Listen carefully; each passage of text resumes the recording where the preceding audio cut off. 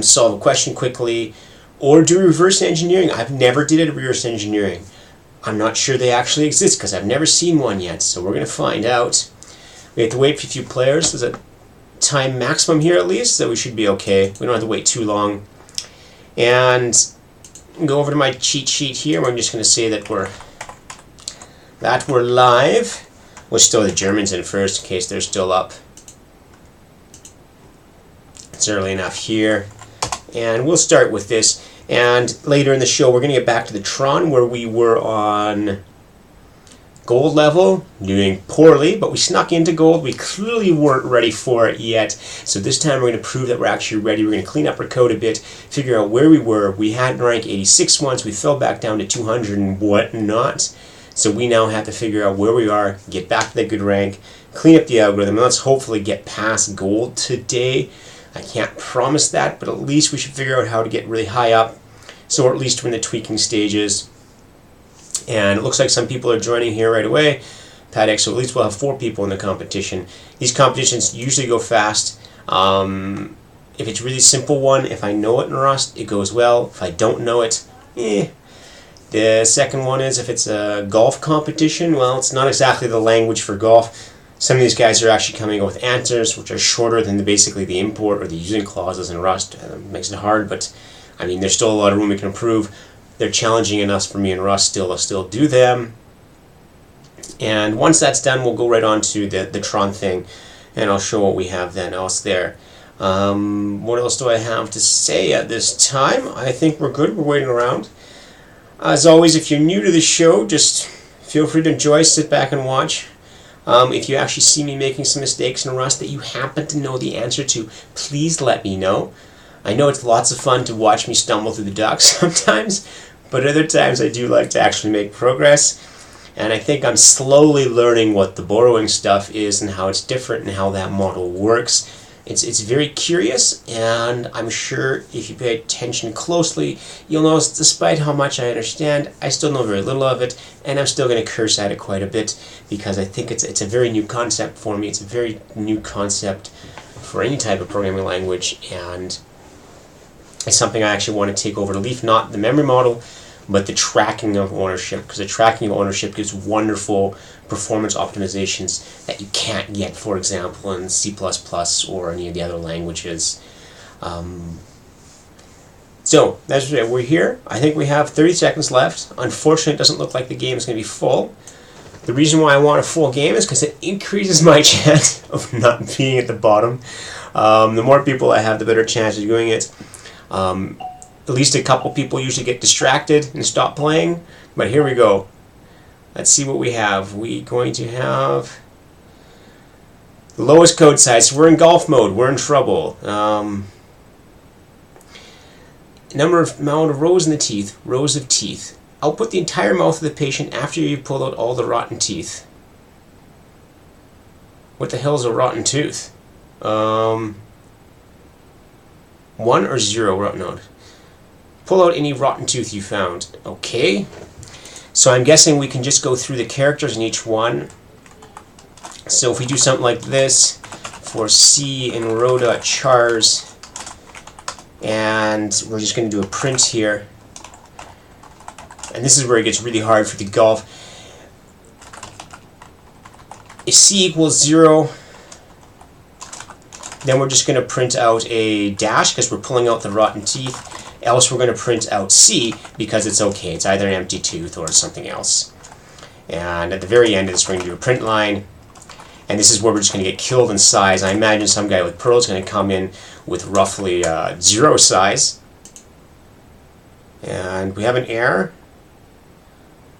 Expected, oh yeah, this is C equals 0. That would make sense. Let's see if we play all the test cases. Okay, so we got all the test cases. This is really quick. If we were doing the competition one, it would be okay. But now we have no choice but to try and reduce it as much as possible in Rust. We don't get so far down because there's only so much we can do in Rust. I'm mostly interested in this part down here, how we could possibly strip this down. And this parse input stuff gets really hard. This read line is really difficult, and what we could do is we could at least do the read line.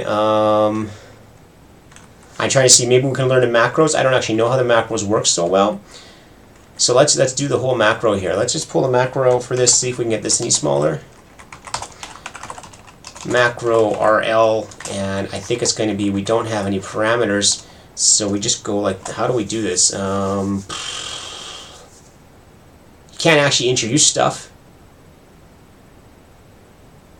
That's fine. This is hard.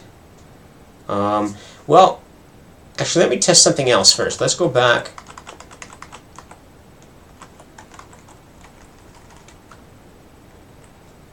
Unwrap. Why is this unwrap? We read the line unwrap.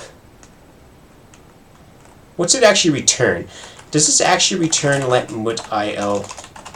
Is this actually the line it returns, or what does this return? We'll see if this is okay.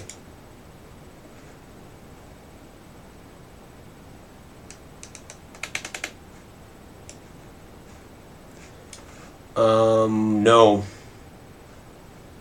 So that returns a size. So I don't think there's any way we can actually reduce that much. This is something I don't know. I just don't know with Rust. Is there any way we can reduce this input anything at all, or will we just? I mean, other than just reducing the copying here, we have this ridiculous trimming, and I'm tempted to just actually give up because we solved the problem. And this code here, I would really like to know if this code would be smaller, but this is really just the structure of Rust. There's very little we can actually do. And so I'm tempted to just submit it and go on, because we know we can't do the golf ones, and we won't try too hard there. Okay, I mean, wasn't any fun. It was kind of fun. Difficulty, we have no idea. This is just too hard for Rust. Again, Rust and golf don't mix. The statement was clear enough. Test case relevancy, I have no idea. This is always one I have no idea. I passed them all. I have no idea if it checked anything, or maybe the tests were garbage. I really can't say anything about it. So we're just going to submit this. These other guys are actually going to come in really close. What we can hope for is that one of them actually doesn't watch the time closely enough and fails to finish, and then we won't be last, because I don't think we're going to see much of the Rust here. It would be kind of unfortunate if we do see Rust at some point, and they come in on like 550 characters, because we know we can get lower than that.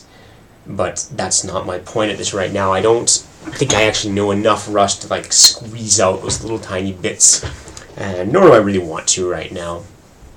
We'd have to find a way to do the boilerplate a bit smaller offline. Let's check out where we are in the ratings. And for those of you that are just joining now, welcome to Evening Rust, and let's check out the ranking we're at. Somewhere here we can do it. That'll show us the end here. So we're up to level 11. These mainly come from the practice area. And then this ranking here, this comes from the competition area. You don't have to have too many of them to get very high. And oh, and look, this is Jasper. I was going to mention him today. We're now going to be using his plugin. So let's join a class with him, just so we can say hi to him.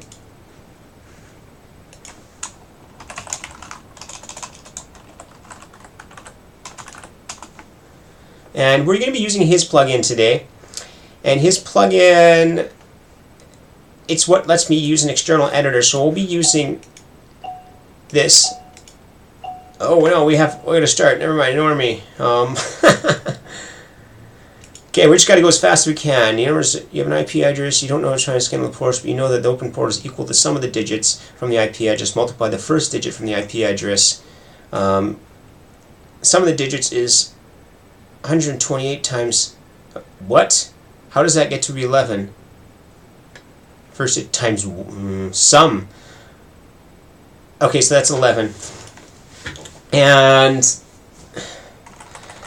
this will be interesting to do in Rust. Let's see how fast we can do this. Let limits total equals 0, I32. It's important, I32 for C and ap.chars. And let's just give it a value. Let v equal C as I32. I32 minus 0 is I32. So I don't know if I have to have brackets on these, probably not. And we're just going to quickly see what happens. There's only 2 of us playing, so this is really quite difficult. If v is less than 0, or v is greater than 9, we don't have a valid item. Continue. So t plus equals v. And what is the first digit? Let mut f equal false. Let mut first equals 0, 1, I32. And we're going to do it right here. This is actually, that doesn't matter what it is. We'll just say 1 for whatever reason. If not f. And so his is done. So he already got it done. So first equals false. F equals false. First equals v. Then we're going to do this. F times v. And let's see if it works. Compilation errors are kind of a problem. Cannot find value v. Did you mean f? F times v. I did f times t, I meant. Okay, what error do we have? Cannot be applied to bool. Where is our bool? F equals true, actually. No, not f. First. We're not doing very fast, or Jasper's faster than us here. Let's see if we get it all. We shouldn't probably test, just probably submit it. Alright, so Jasper's a bit faster than us. And I just can't do this stuff fast enough. But that was good. That was good enough. And so the last game we have here ranked 2 out of 2. 2 out of 2 is not bad. And we'll see what happens. But that should be good enough for today. And what I wanted to show you with Jasper, he was helping us out earlier. We have this plugin, and you see it's here from Jasper as well. And the plugin is what's going to let us use Visual Studio as an external editor. And we have this little plugin here. And then we can use the external editor instead of using it internally. And I'm going to post this link here, just in case anybody wants to grab this. Then you can install this, and I'm using it in Firefox on Linux. And if you are using the OpenJDK, which most of you probably are in Linux, be sure to install the OpenJFX.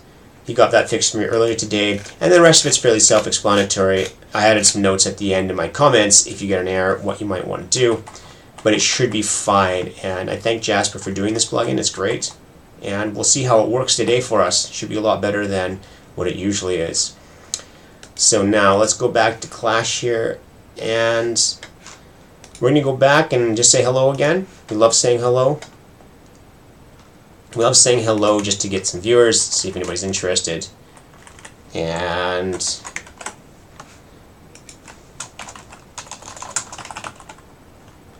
continuing my live fight with Tron on Evening Rust. I'll just put it this way. There we go.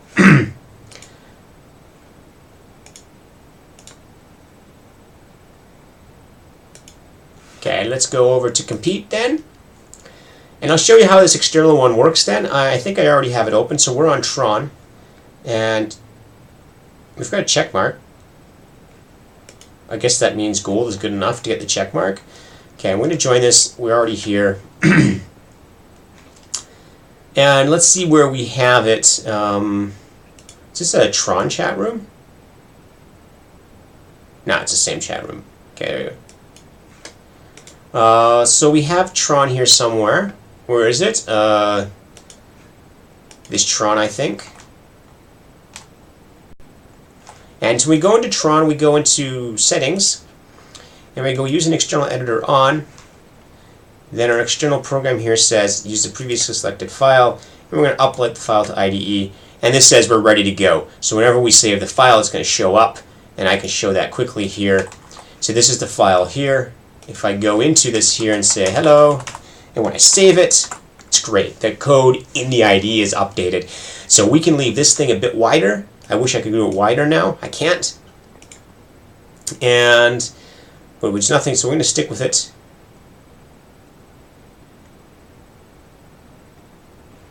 History on the right. Where on the right? Okay.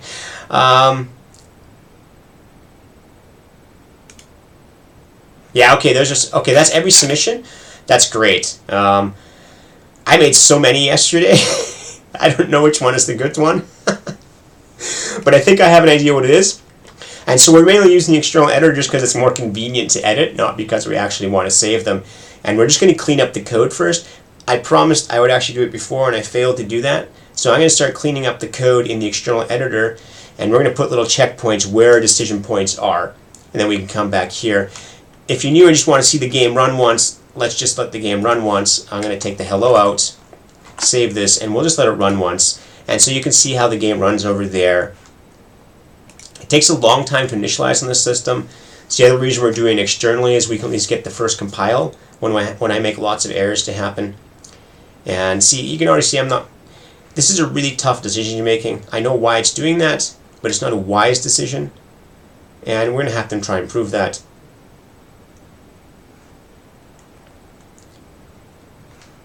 Yes, I'm using entirely Firefox, so it works fine in Firefox. And it's working the OpenJDK with Firefox and Linux. I don't know how much more open you want to get that. That works wonderfully. And so yeah, I'm going to be using that because it's great. We can make this a bit bigger, shove it over, and as you see over here, my code. What I also did down here is I can do in the same directory. We can at least run it, so we can at least see the errors that we're getting. And I don't know what to do about this error, so I'm going to remove the ran feature for now. But we don't actually have to allow deny warnings. We could actually leave that on now because we actually see all the warnings. But I'm going to leave it on for now and just remove the create ran because we're not using it. And so the first thing I want to do is clean this up. I apologize a bit for the colors. Yeah, okay, yeah. Thanks, Jasper. Yeah, it's a great tool. And I'm assuming you're the same Jasper from the system, so thank you very much for making this. And it works wonderfully in Firefox. I mean, this has been working great for me today, other than the first starting issues, but I think you got that resolved for me. And now it's working great. I save, and I can go down to my terminal here, and the save is really fast. I mean, the update is like almost immediate. If you see when I press save, you can see the code is like immediately modified. Uh-oh. Yeah. And for us, it's great with Rust because Rust compiles a bit slowly in Exige Game. So to be able to do this in the terminal and quickly see the results, okay, that worked. So it went fast. We can also run it, but I don't have input. And I've actually tried that in the other one. Whether we go to the point of actually making a little self-emulator here, I think to get to Legendary, we don't have to. But I think if we actually want to climb the ranks of Legendary, we'll probably have to make an offline emulator and play ourselves and find the other things and emulate other strategies and try to push ourselves to the top. But let's worry about that when we get there. Let's just try to clean up these rules first. The one limitation we have is if somebody wants to make features, what we want is I'd love to take the standard code like Matrix here and stick it in a different file, but because Coding Game supports only one file, I'm forced to stick all of this in one file. So I can't quickly switch between the different parts of the file. I'm going to make the terminal a bit smaller for now. We don't need that so much. Can I just do it? Whoa, not that. What's this do? Something beeped. Brutal Tester. Look at you're just coming out with great stuff. What is Brutal Tester?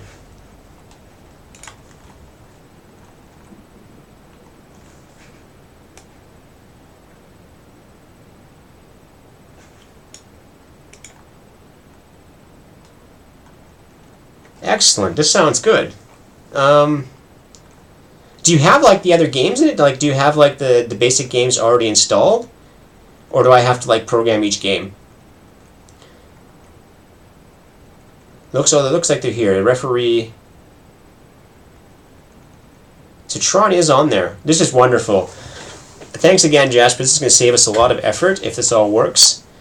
And I'll get back to that later. I won't play with this right now, but definitely going to get back to this. And let's bookmark this guy as well when we get back here.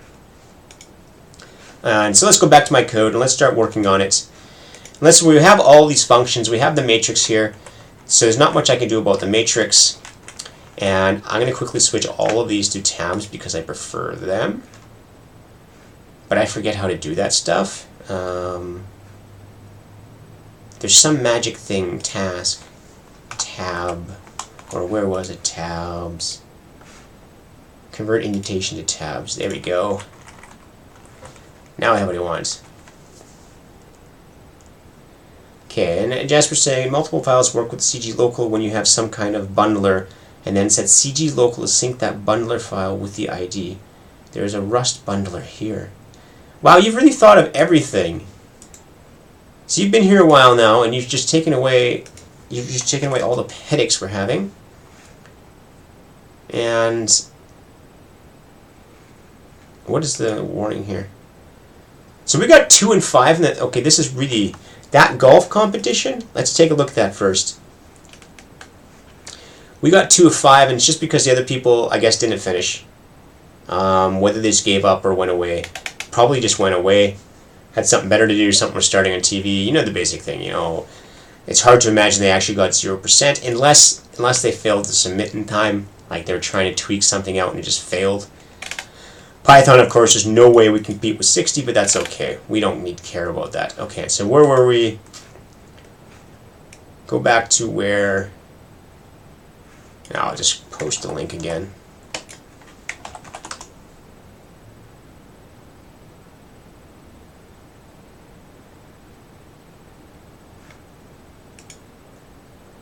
Rust robots use cargo. That in turn requires a bundler could join multiple source files into one that's synced with CG.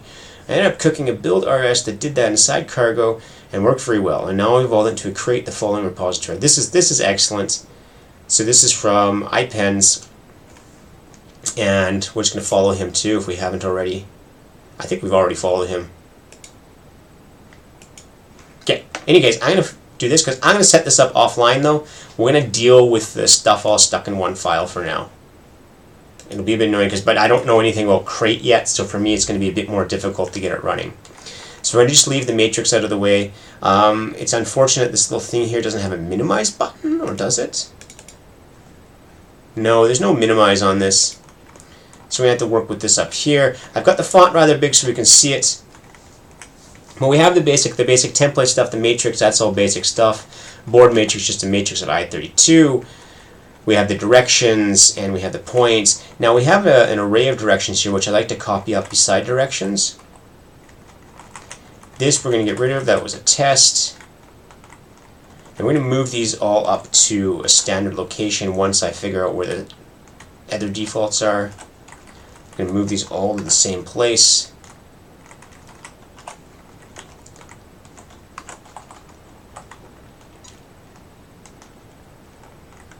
So right beside direction, we're going to put all of this stuff here. So all the constants. And all directions, just because we kept using this thing a lot. I wonder if I can do bookmarks in it. I don't know. Control. Excellent.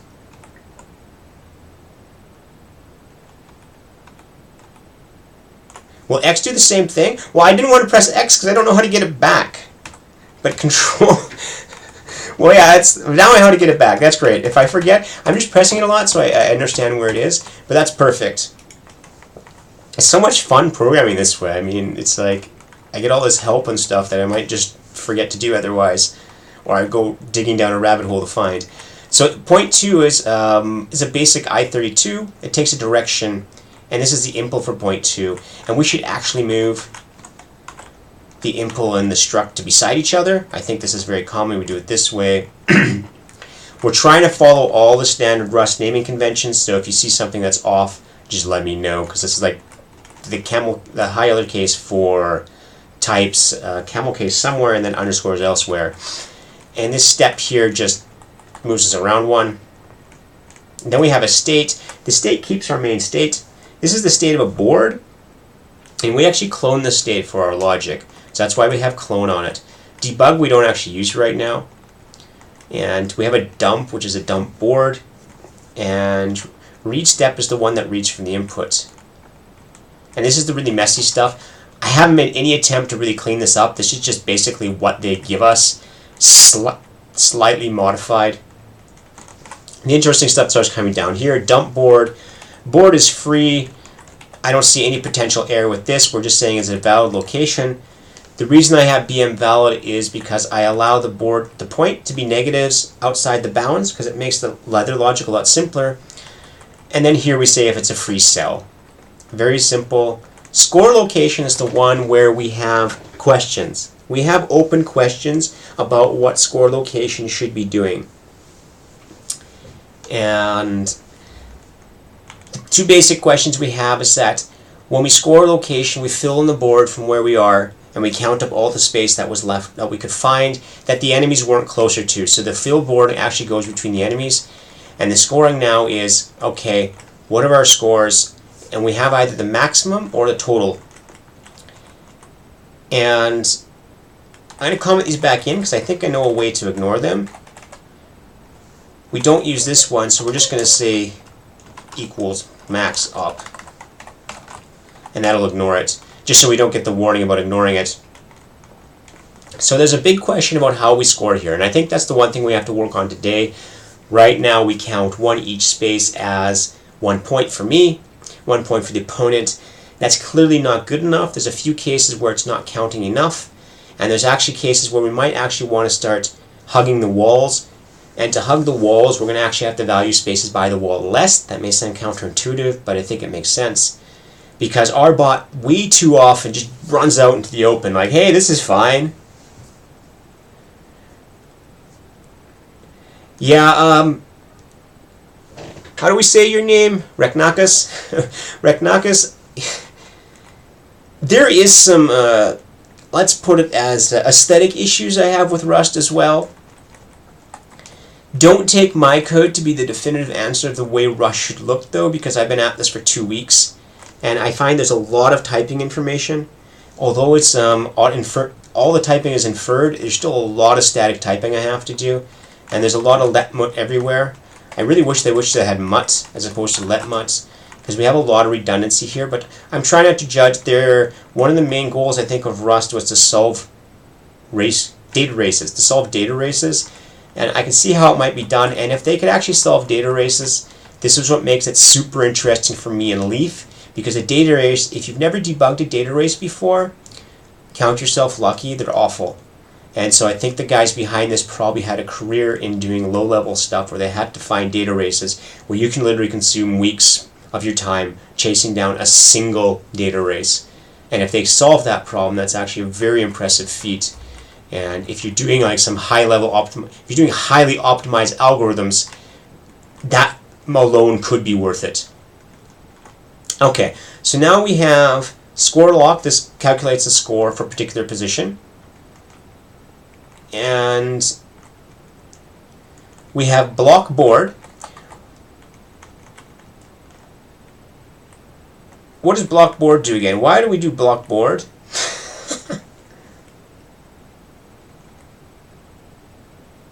Alright, block board. Any non-empty cell gets filled with a blocking character. Blocking type. The reason we do this is that when we're doing the scoring, we don't want to count existing things. Basically, all the current lines of all the bots are just considered gone. They're not cells you can go to. They don't count for points. So blockboard just does that. Count scores adds up all the scores across the board. And it has this weird indexing. I'm going to say counts and combines scores filled on the board. And we're going to have to decide what the scoring is. There's going to be more scoring here, so we're going to have a to-do somewhere in here. The to-do is right here. To-do plus 1 could be variable. And this is where I said before, if we have a wall, we may not want to do plus 1. We may want to say an empty space away from the wall, so every free side of it makes it worth more, and every side closed by a wall makes it worth less. And that'll force our algorithm to hug the walls, because it'll see when it has an option to stay against the wall, because wall spaces are worth less, so it's allowed to consume them. But the bigger question here is that we had this splitting phenomena before, and Let's run it again, just so we don't spend too long without seeing anything. Alright, but we do really well with 2 players, so I should actually add a 3rd player. And we're going to add the generic guy again. Yeah, I'm coding in the arena and in the ID, whatever. So against 2 players we do really well, and we pretty much beat them at this point.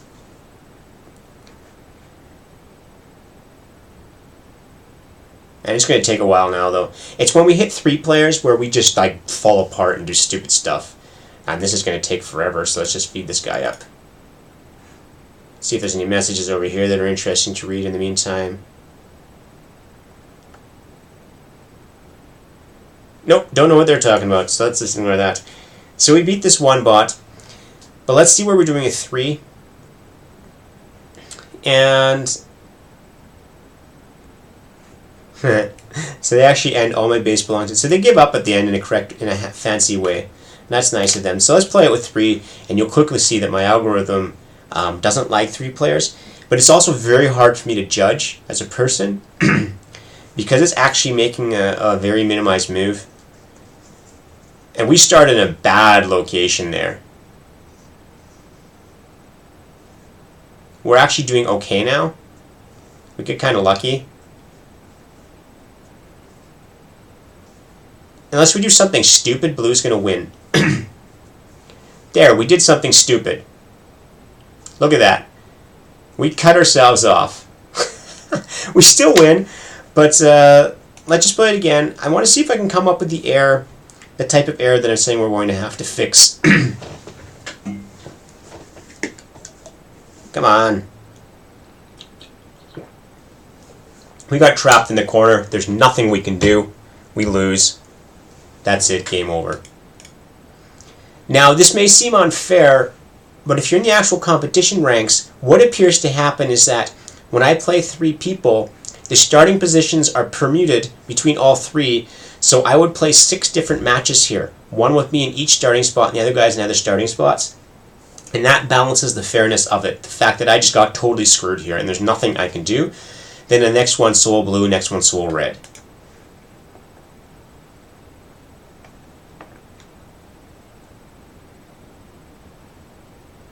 Come on, come on, come on, come on, come on.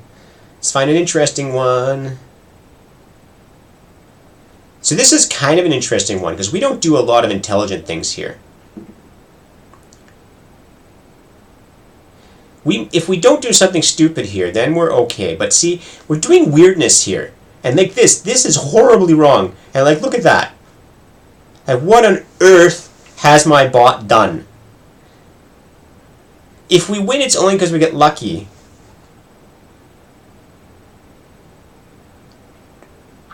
At this point, I don't know if I'm actually simming them. I think we turned that off last time. What I'm actually simulating last time is we did a couple ones, and let's go back to code. So we're going to keep replaying this one. Even though we won, we made a lot of stupid decisions. So let's keep this code, and let's go back to where we were in the code. And this is where that scoring is. I could probably avoid these stupid decisions by scoring things near the wall as worth less. And maybe only for me. I should just leave it as the opponents and give me extra pressure against the opponents because I don't know how the opponents deal with it. Let's look at extra strategies. So we have this 1-2 here. We can fix that. Fill. Fill, there's an open question here.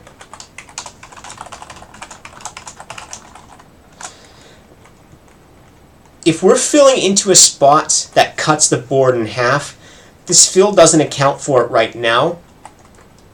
It's just going to push 1, and it's going to be okay. In this approach here, what it did instead is it would take every position beside the head and fill each one with a different color, but it didn't quite work. I think this is actually the correct way to go, but we have to tweak it. So now I've left this basic one, which means there are some scenarios where we prefer splitting the table in half rather than doing something smart, which is obviously not good. And then this is just a basic fill. This part of it, there's nothing wrong with this part really. Well, maybe, depending on this, we should tweak this, but right now this is actually a linear algorithm. Because of the way we set it up, without anything. This goes through the whole board once, each cell at maximum once. It's a really fast way to flood fill the board for every player up to their depth. And this creates whatever those are called, the Voronoi diagrams. Until I saw this competition, I never knew what they're called, but I have used them before. So I'm not too concerned about this. And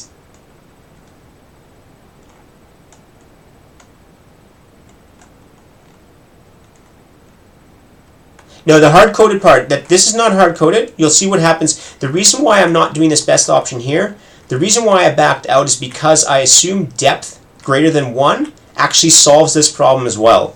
And so this seems to be like a hand-coded solution, whereas if I just do depth 2, I shouldn't have to do this, and this is what I'm going to rely on. And so we have the depth searching further down. Clear players, when somebody dies, they get destroyed. Next direction is where most of my questions are. So this is what I submitted last time. I just said, screw it, let's take out their depth. We have a problem with depth. And so screw it, let's just submit it and see what happens. And, well, we get 285. That's what happens. So now we're going to remove this. And now we're going to go back to the depth-based processing. And, okay, Visual Studio, how do I remove comments? Visual Code, there we go. This is where we actually do a recursion. Score step block, I have a depth of 0 right now, and I can increment that back to 1. And 1 solves at least one case for us, but it just opens up more questions. And for each one it says, which is the best location, take it. And where we go, score next direction. Right, so we actually go to score step block first, but it's easier to explain what score next direction does. For a given one move to this position, or wait, given the current state, what is the best one move for the player, for a given player, based on resulting board score. So this is all this function does, and I'm fairly certain this one works. It's all based on the scoring function. It's 100%. So basically all it does is, for given this player right here, we take each of their directions, we see if that board is free, and we score that location, and we take the best score and return the best direction for that person for that score. And there's no real reason we wouldn't do this unless we start thinking too hard, but I think the strategy should be fine. Given the current board, what is our best direction? So I think we're okay. I don't think this code is wrong here. And the scoring is the issue. It's calling score location. And that's the one where we said we could probably do some improvement. Now, the big question here. Ignore step C for a second. Score step lock. This is our one that actually does the depth-based processing. And you notice the way we call it is in our initial setup, the next direction. This should actually be something called find best next direction, and let's clear that up. The reason I don't rename these a lot in the other code is editor because I couldn't do it. So our main loop is find best next direction. So our main loop is really simple. Read the state, show the state, dump the state, or find the best state, and then emit the direction. Main loop, I don't think we have any problem with. It's always the same grid size. For whatever reason, it's not variable. That would be fun if that was variable. So there's no issue there. Emit direction, this is also fine. That should probably go up by the direction code though. No, because that's part of the game. So we're all back down to this function. The big function is this one here. Depth steps into the game and figure out the best move. Actually this is figure out the score to that depth. And the score combining I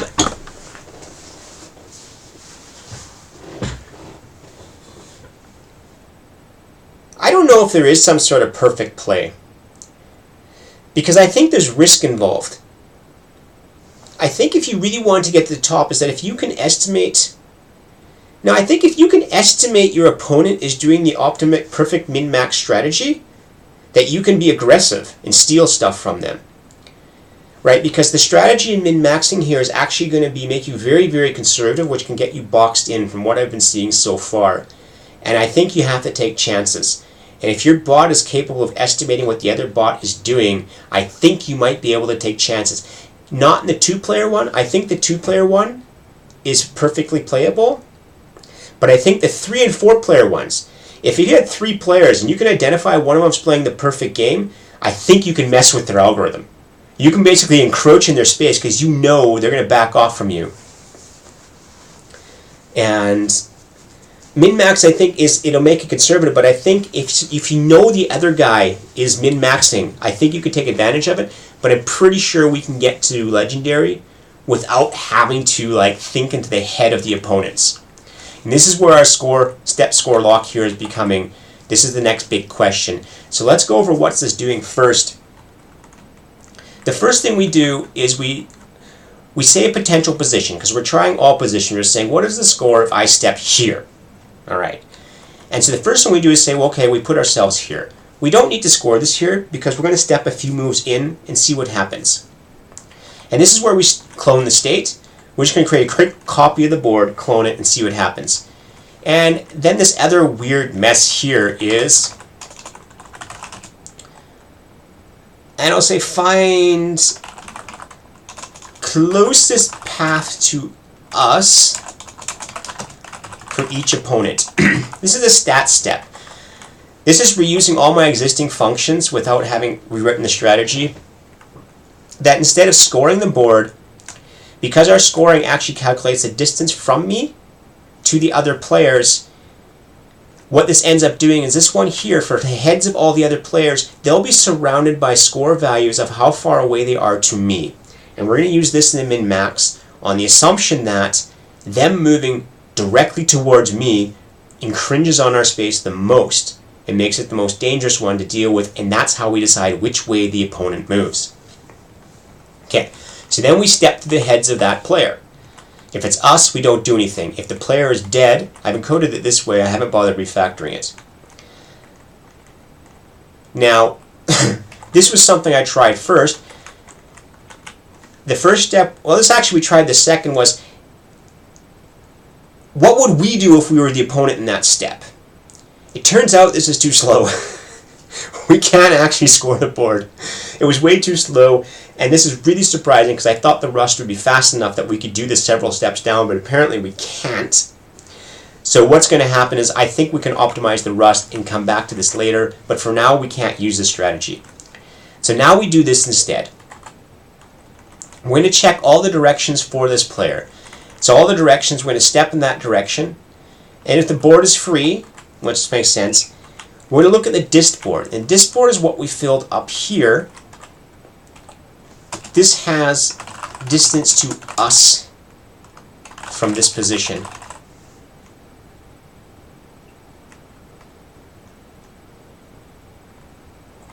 Yes, actually,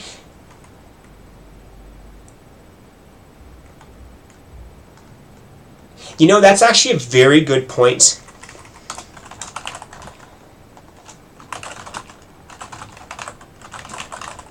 We're always checking in from the first ones, and we'll be slightly off if we do that. And this, for the overall strategy, it won't make a big difference, but if we're in a really tight corner, it'll make an absolute distance. So this shouldn't be in 0 state heads. We'll adjust that just after, but that's actually one of my to-do points. That's a critical point. And now that you mention it, I thought it did cover it, but no, this doesn't cover it, because this could, if we're player 1, this actually does them in the wrong order. Okay, but in any case, for each player, what we're going to do is we check all the positions beside them and say whichever one is closest to us, and we pick that one. That player picks the position that's going closest to us, and we don't care about whether that's filled or that ends them in a dead move. So this is kind of like, yeah, shrug. Yeah. May not be their maximum move. Or most infringing move. Hurts us the most, but it's probably not the best one. But and nonetheless, it does something, and it steps it. And so they step in this direction, then we set the board as that player and we steps head. Now what do we do is we score the next direction. What does we say that again? So now we do the scoring saying based on where the board is now, after we've moved, and after they've moved, we're going to score the board and figure out what would be best for us in that situation. And then we step down. Now this is actually kind of bad here, because we're only doing one. We're just saying this next one. And then if we have a higher depth, we're going to do that whole process again. And we're not doing any sort of breadth first search. We're just actually stepping multiple steps down and taking the best in each situation. And then we're returning the resulting score at the bottom depth. What is the resulting score at the bottom depth? But this should at least account for corner cases. If we go a few steps down, we'll at least not let ourselves get boxed in. We'll not divide our area. At least that was the theory. So I think I've explained that, depth -1. And this is our recursion depth. Let's actually make sure that we're doing that. Score step block 1. This goes 1 depth. That's fine. It goes 1 down. Let's see what that does before we move it up to 2. So I'm going to save this, and I'm going to compile this first. Rusty Tron.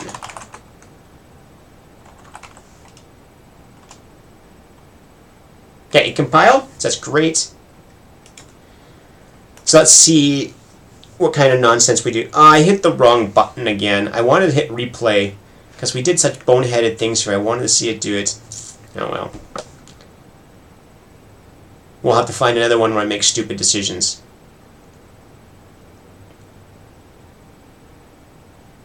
Alright. Did I make a stupid decision? Oh, we made a... Wow, we actually emitted the wrong move, so we're doing something wrong. That's bad. Alright, so we can keep replaying this. What are we doing wrong here? There's something I'm actually doing wrong right now because that was clearly really wrong. I mean, we actually emitted a position that was totally wrong, even though there was a valid one there. Now I'm going to slow the game down again.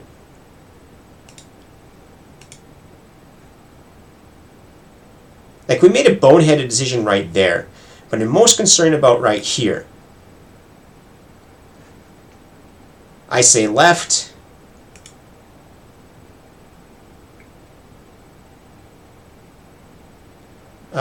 No. Let me explain that in a second. Why I'm compiling it. So what do I do here? No. Ah.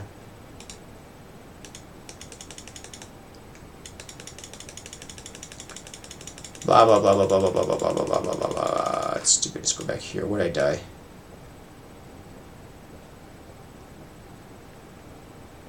Okay, so right here, the buttons are too small.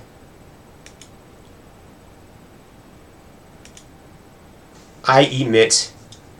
I can't see what I emit.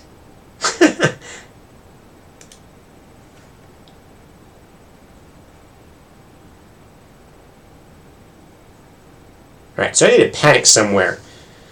The len is 600, the index is blah, blah, blah, blah. So we actually have an error somewhere, and we panicked and crashed.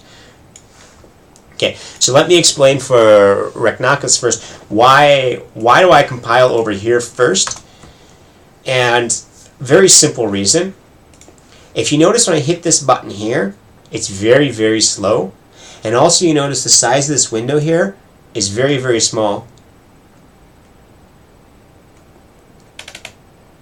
And so the reason why I compile on the other one is because my compilation here is really fast.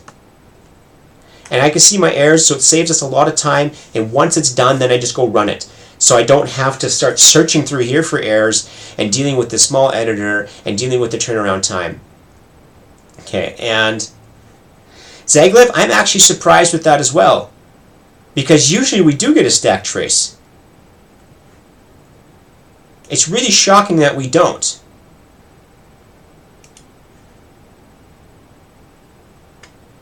Yeah, no, but the reason we time out is because of this, because we do a panic. And our game has actually crashed, and because it hasn't printed anything, the driving program just gives up waiting for us. So we're not going into an infinite loop. We don't actually have a timeout. We've just simply crashed, and It's in a vector somewhere. Yeah, and this is the problem, and this is exactly what Zagolev is wondering, is that where is our backtrace here? We would love to have it.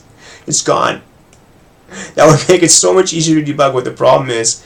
And let's take off game information, take off and debug. No, we're out of luck.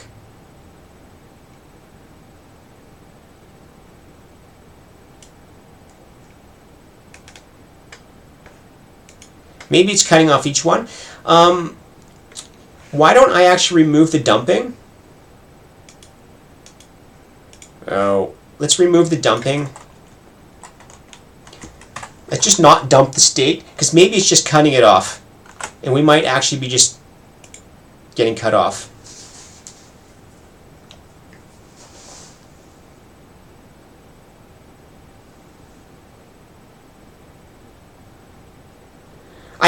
I'm not concerned, like, Rust-wise, that being displayed in both places. I've done so much C++ programming that I'm totally used to things just failing in a random, useless place. And that doesn't bother me that much. And I'm fully capable of debugging this without the backtrace. It would just be helpful to have it. That would really be helpful to have it. We already died. Come on, stop it.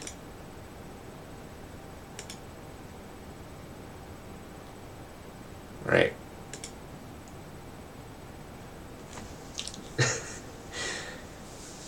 Yeah, my C++ experience, C and C++ has basically taught me how to deal with any memory error in a reasonable way and only go partially insane while fixing it.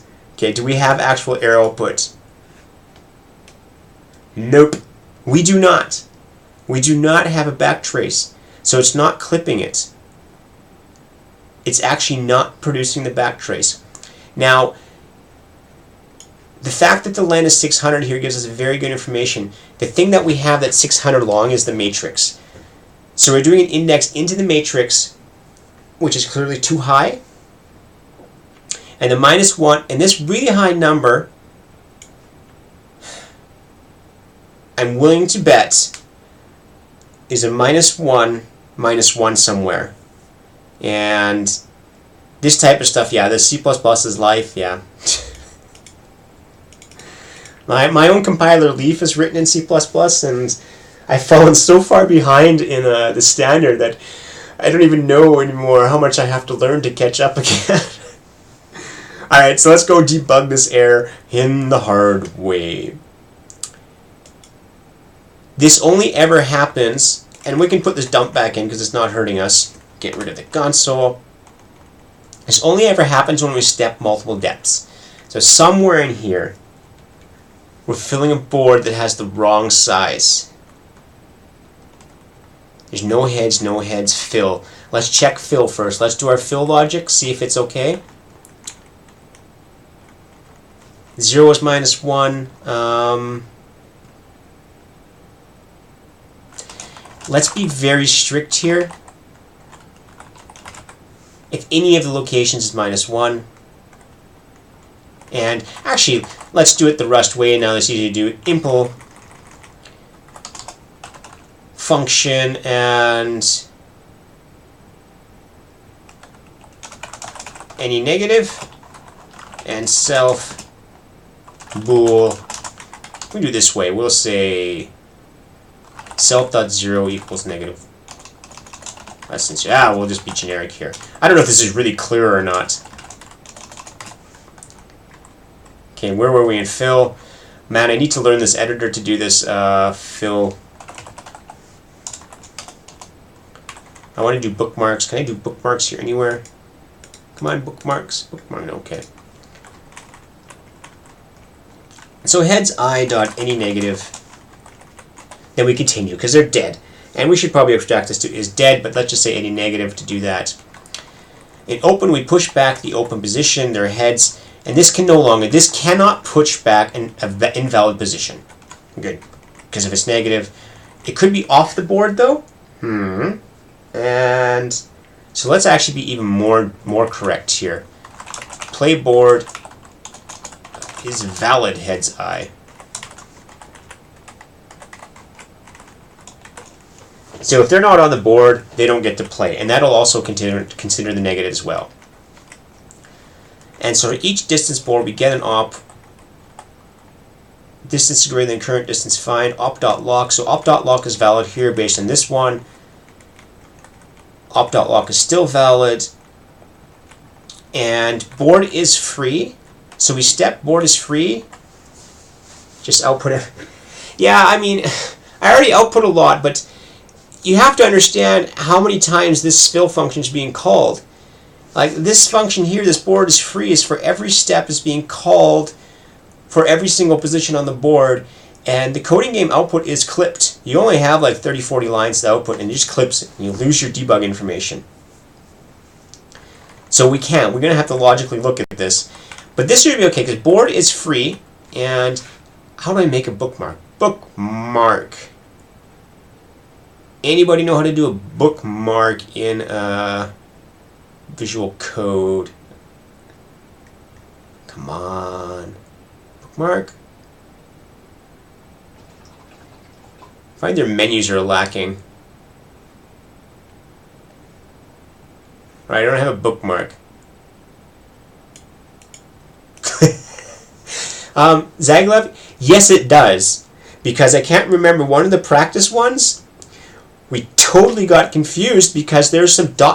showing up on our output, and I was like, what is it doing? Why is Rush showing ... And then we figured out it was coding game clipping long lines as well.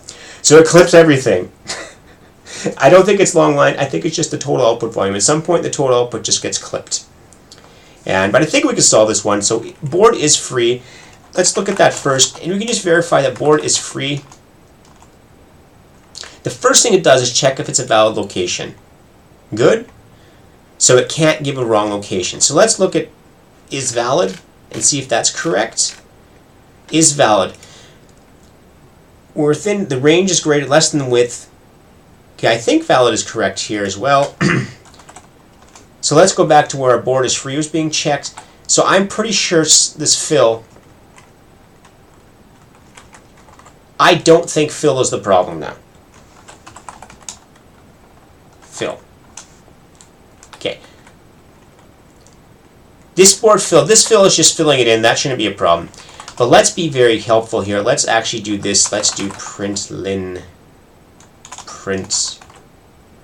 No, eprintln. We're going to use a standard. Eprintln. SSL. We're going to call this prefill. And we're going to debug this way as well, just in case. Just in case my logic is wrong. Post-fill. And then for each of these heads, we're going to do the same thing, same logic here. We're going to say, we can take any of the boards. Take the clone board dot is valid state heads. If it's not valid, then we continue. Let's just go on our happy merry ways. The next direction is, okay.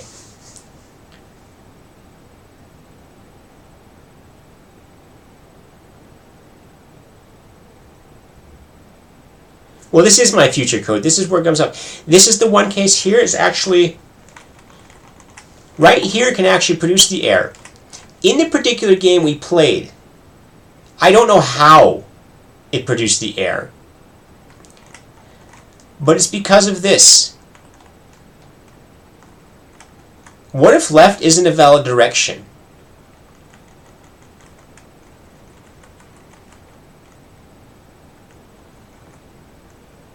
What if no directions are valid for the other person?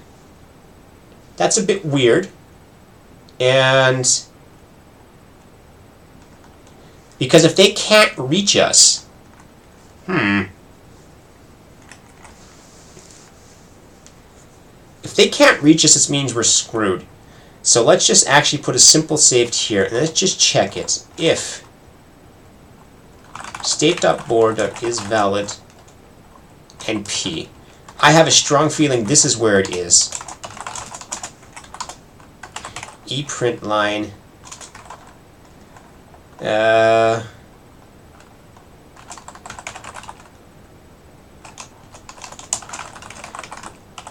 Because our algorithm is assuming the opponent can reach us.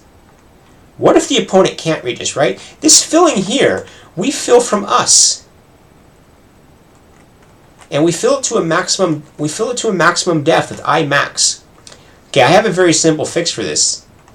Because we start at I max, we can simply start at I max minus 1. But I actually want to confirm if that's the defect first. I'm fairly certain that's the defect.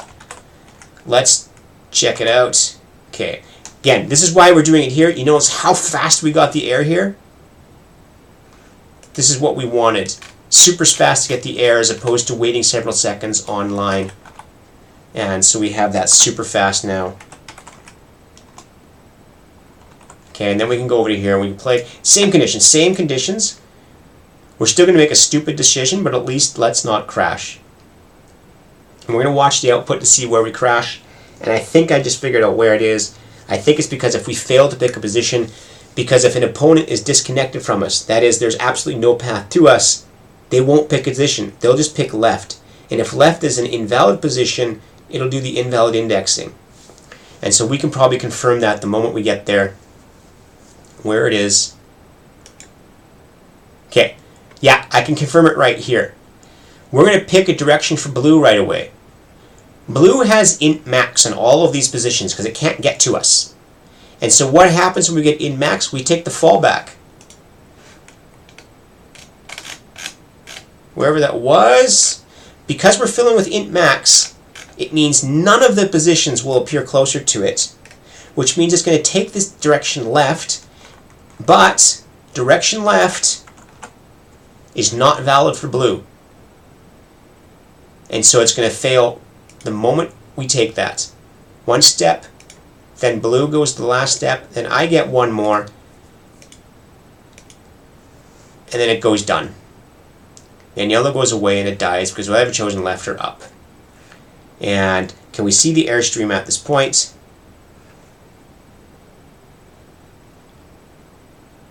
Okay, and this is sum. It didn't give my print line out. So my theory is not quite correct. Because we didn't trick the air up that I wanted.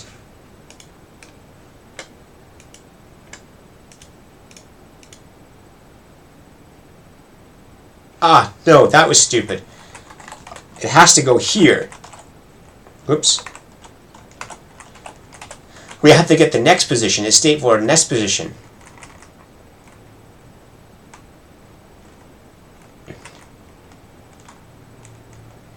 It's going to make no difference. I mean, right, the reason is because to determine I'm not touching him is right here. And that is where the speed, that's taking all the time. This loop here doesn't cost us anything. This loop here is virtually free, so it's not going to save us any not to sim anything, except maybe in the following steps. It might be slightly faster, but I just wanted to get to work first, because speed I don't think is the issue yet. And I think we're going to get this can't judge opponent now. I'm fairly certain we're going to get that we can't judge the opponent now, so let's see what happens.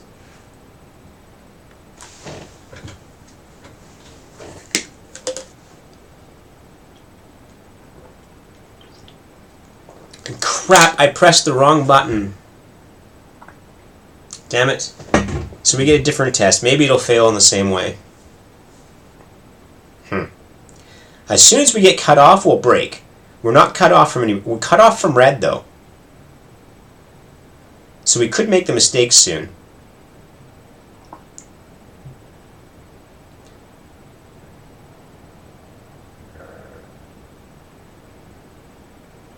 Or did I put the -1 in there?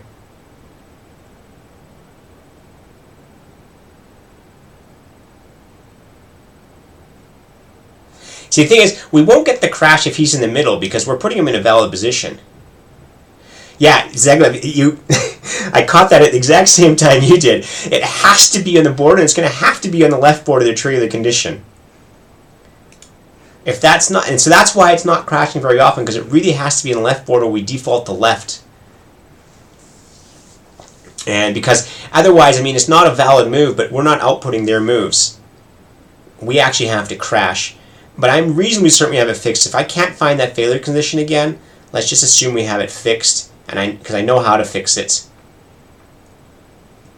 And this isn't going to fix it, so let's just play it again. Or let's just go back and fix it. Let's just assume that is the error. I think we're reasonably certain that is the error now. Give it one last chance. If this doesn't reproduce it, then we're just going to move on. We're going to die before it can reproduce it. Or maybe not. No. Blue is going to go to a border.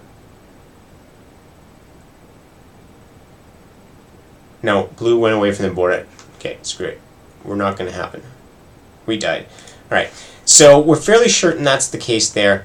And it has to do with this state max. It finds nothing. If I simply put -1 up here, it means every position nearby is going to be better than max. And so it'll actually find one. It'll just pick one. It'll pick the first one that's free in all theirs. So it's still always going to pick left if it's free, but otherwise it won't pick it.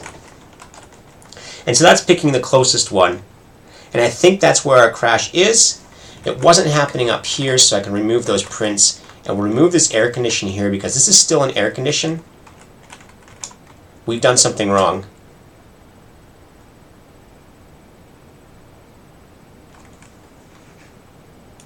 Alright, you should make the play button use the same conditions. 1 on the left settings.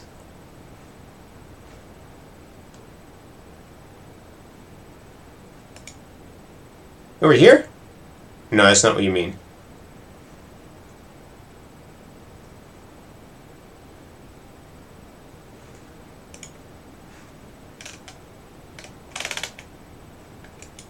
I'm not seeing what you're talking about. I don't have any tab under the players.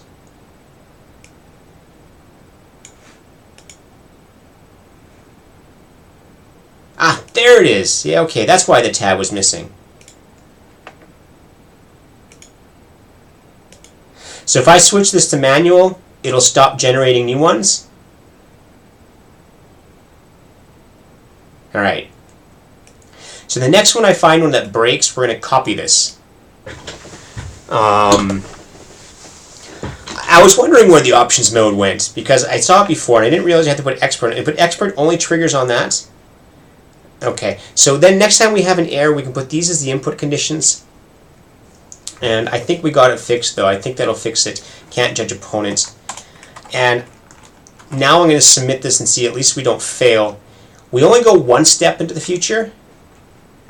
So we're going to save it, compile it, no errors, and let's just submit it.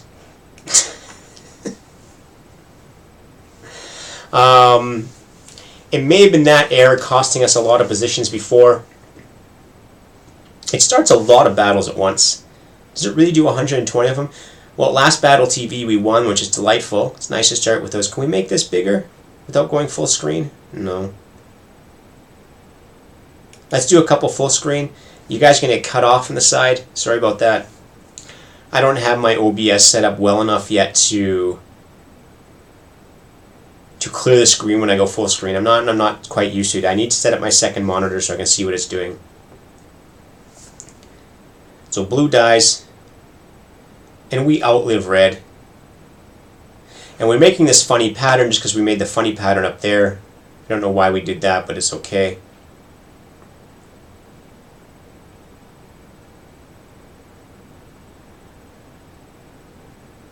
Satisfying to watch it win sometimes. We see it lose so often, so I'm going to let it win once. And let's see what happens next time. We don't know who's going to win first.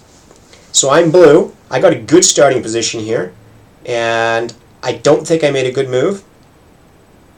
Oh no, what did I do? Oh my. Ah. Ah, sad, sad, sad. Yes, that's what I was saying earlier. They try, you know, we probably could zoom this. We start losing the ability to see the button though, and this is still quite small.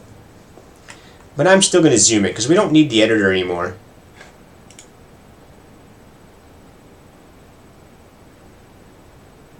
For 4 players, yeah, should be 24. So let's just check the leaderboards now. Where are we doing? I forgot to see where we are. Cookie Monster's doing very well. That's good for him. Poorly. We're doing poorly. We have fixed almost nothing. And we're going down already. Are looking ahead, and I think it might be, let's just check, let's fix the errors we actually know about first. Yeah, see, the thing that's really weird is, in a 2-player thing, I usually win. So we fail when we go to 3 players.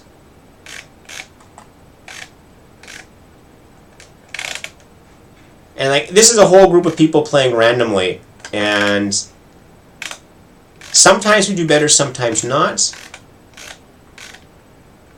Well, here's a 2-player game I was losing. 16.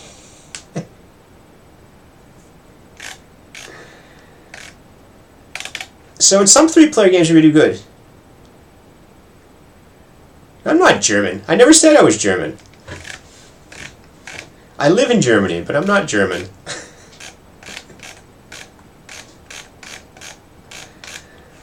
I'm from Canada, actually.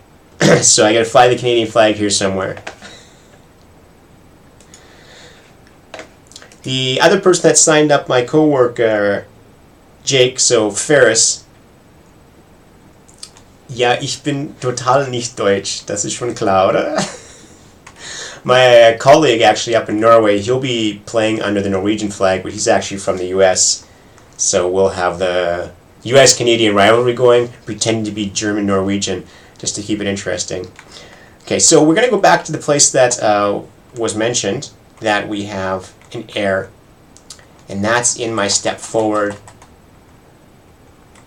This part right here.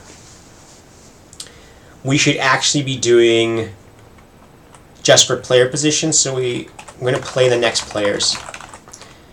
So we're just going to go for player offset in 0.state.heads.len -1 for every additional player. We don't have to check for our ID because it's never going to be our ID now. So what we're actually going to do is we're going to say let p equal state.player_id plus p offset. So we'll start for myself and +1, so it's not us. And then we're going to do a mod on this. I hope this is right, state.heads.len. And so this will be the player that actually goes. If this player is not actually valid. So this is a very minor fix, so at least we do the other players in the correct order. I'm not convinced it'll be a significant gain for us.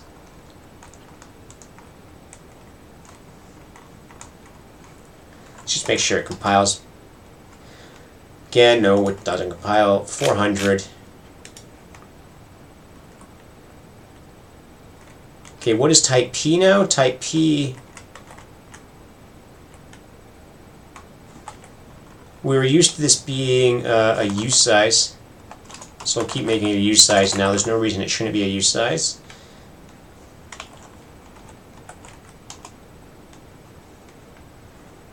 Huh?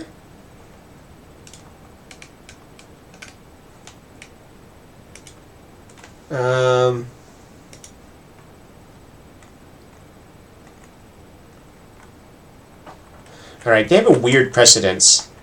As has like a very strong precedence, I think. We got a whole bunch of errors here, though.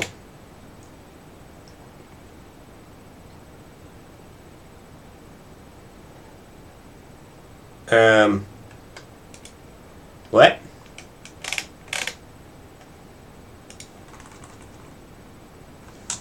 When? Okay. Then we have mismatch types, expected I32, found U size, As I32. Oh, I hate this data type shuffling and Rust.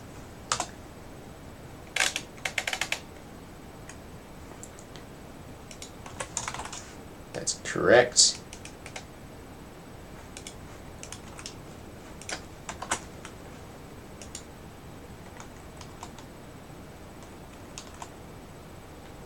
Alright, just a second, I'll go back to there. Actually, let's go look at it now. Hospital's 208.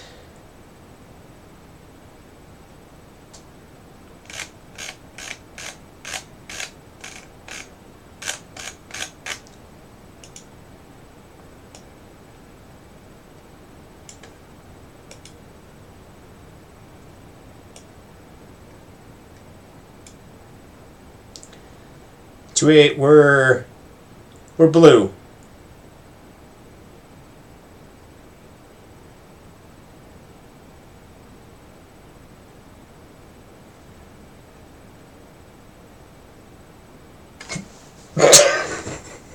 What?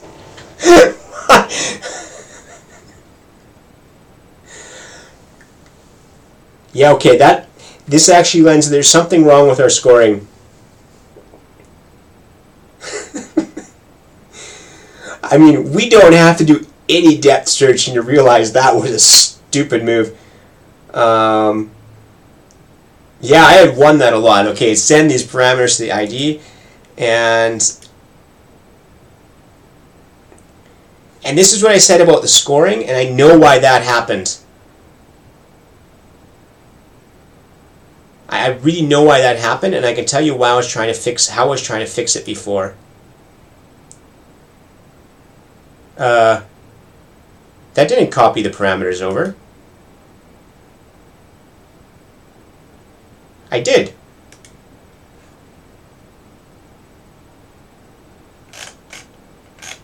I said that. Come on, let's go back.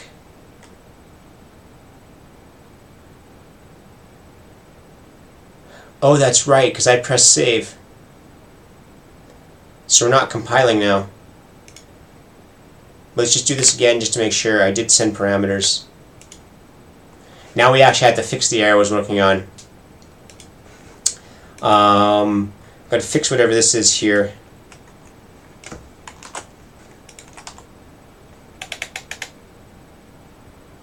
Expected I32, found use size 374. This just gets like,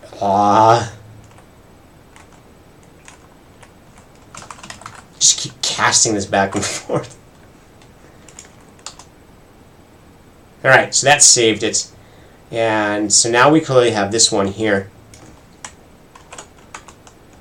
I need to keep a list of these things. Bad games.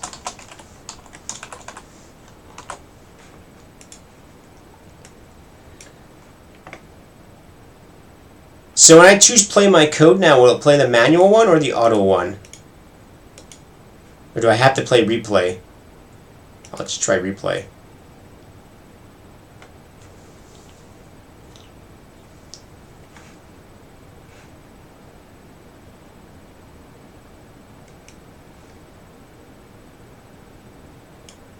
What? Oops. Seriously, I can't have a comment up there?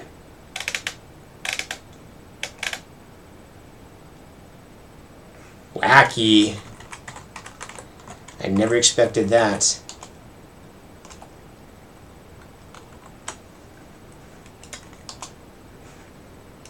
Yeah, I have manual, but... And so play my code is going to play manual? We'll find out. Easy enough if we find out. Let's make this go away again. Come on, go away. Okay, the zooming clearly broke something.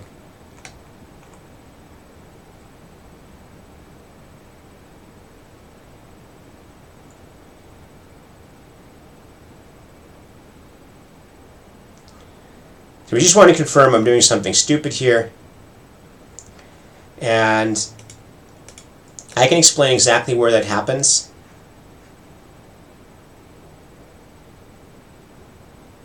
Actually, no, I can't explain that. So we go here. Why on earth would I go to the right now?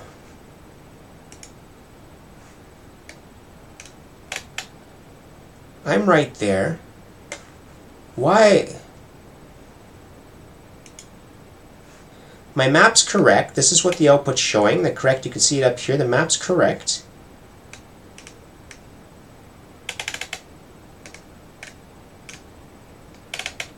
Right, so we can debug this now. We know how to debug this. When we're picking the best direction, we can actually say what the score was for each direction. Because there's something clearly wrong with the scoring there. And that could be costing us a lot of games doing stupid things like that. Find best next score. Println.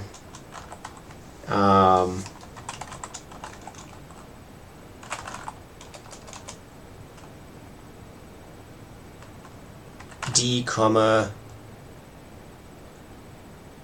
score.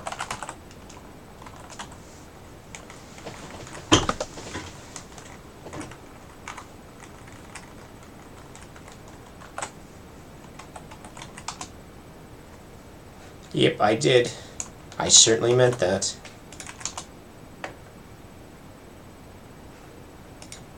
Okay.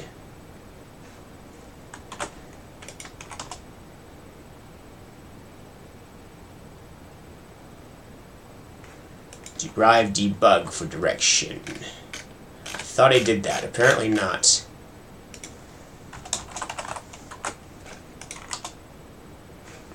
Okay. So let's figure out what we're doing there now.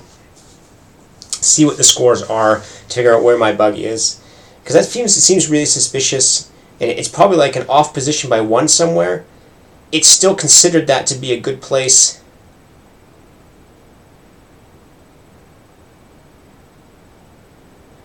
Lazik, good to know you have a dream. I hope it's not about little worms moving through a maze. Alright, so what did we do? When we were here, what did we say was a good direction? Left was 285 and right was 287.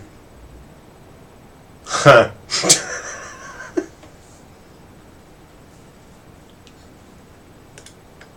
That seems somewhat suspicious. Proper font rendering. No, let's just blame entirely the streaming quality, okay? Fonts look awesome over here. Yeah, no kidding, that heuristic is way off, but why?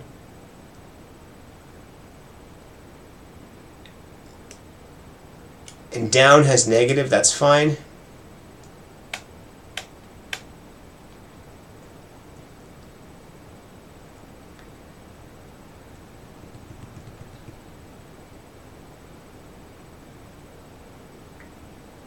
I know why.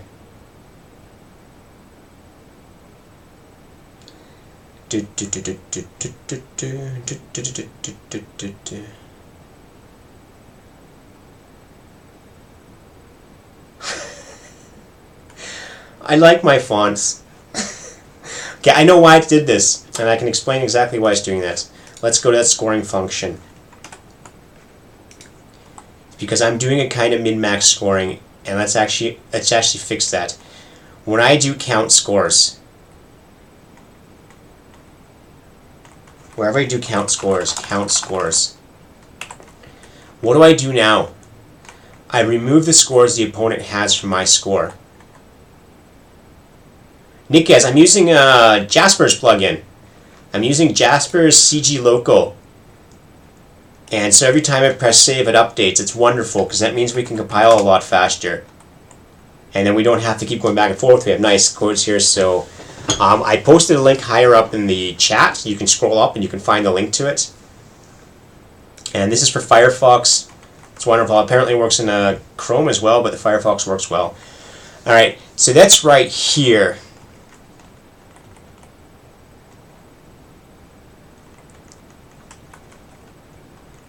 What if we just don't remove their score? I was trying to be clever. Let's just go back to the brain dead approach first. Let's not try to adjust for the opponent's score. Let's just be greedy on our side. I don't care what the opponent is doing. Let's just worry about us. And that would fix this position, I think. Alright, our score. Variable does not need to be mutable. Oh, seriously?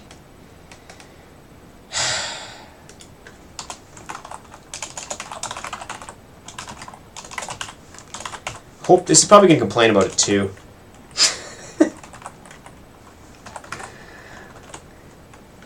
I'm going to actually probably turn off the deny because it's linter. I mean, when I say deny warnings, I don't want you to pull out the weird linter things. I need like an easier one. Yeah, I know, but it makes it hard to experiment, and I want to turn this code on and off.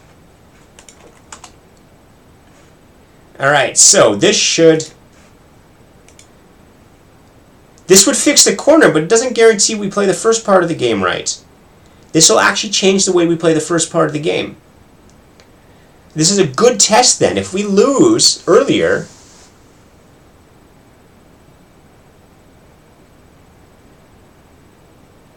but we do pretty good here.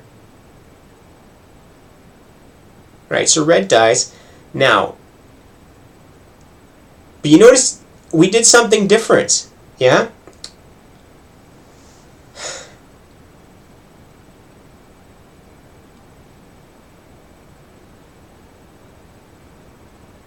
Alright, so this indicates the scoring is that what I originally did in the scoring wasn't terrible. It had logic to it because it made the first part of the game better, but it screwed us up in the second part of the game, so we're going to have to balance that off. We're going to have to clearly go through and balance that and see, well, that's actually a good point for balancing. We still won, but not enough. Let's go to submit this. Let's see where we get with this. And let's try to understand what we can do there.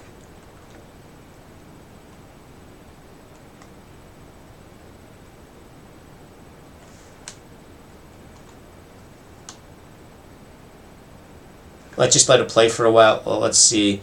We came in third the first one. Great. So the situation here is that what I was doing before is when I score the location for a board, I figure out the scores for all the people. Then I have the total scores.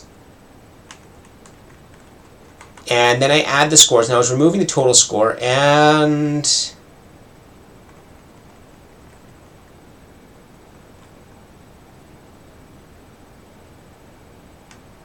these have to be initialized.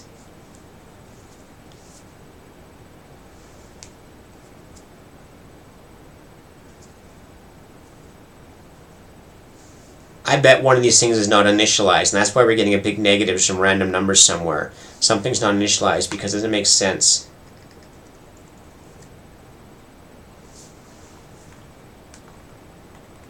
Okay, so scores, count scores. Count scores. These are initialized to 0. That sounds good. Plus equals 1. Sounds good. Num players.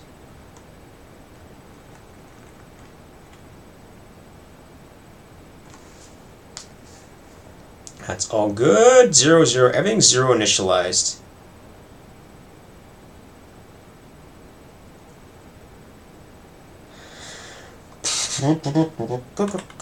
Count scores.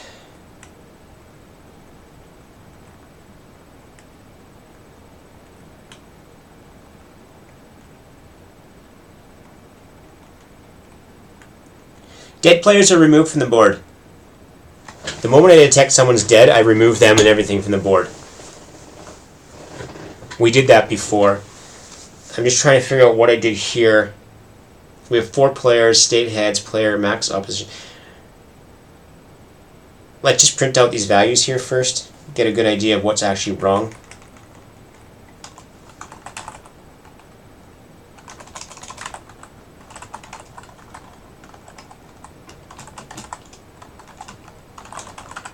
Our score, total up, max up. And I'm going to go back to the one we had. This is the one what we failed on.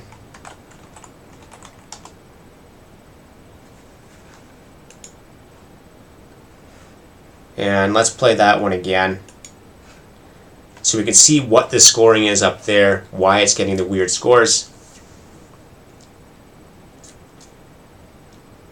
The opposition should not have had that many points.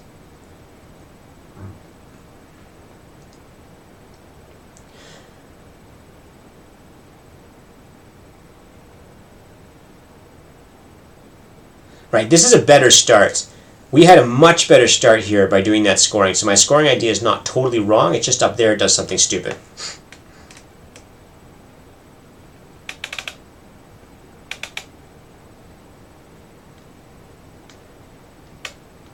And I should have really put more values in there.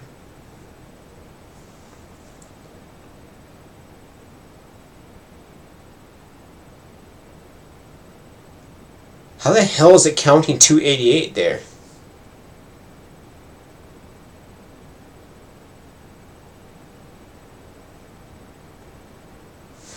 This is what's wrong. It's not even that logic. It's this right here, this fundamentally wrong right here. We're going to the right. The opponent has one left.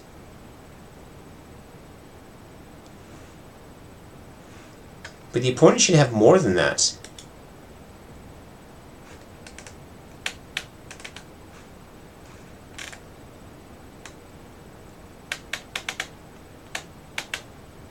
Okay, so I've got like somewhere in my flood filling, I've got a slight error somewhere. Because this right here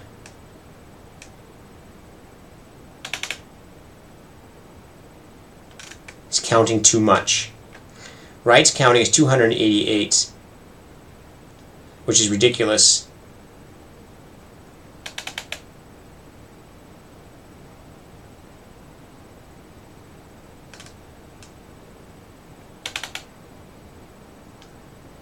Why?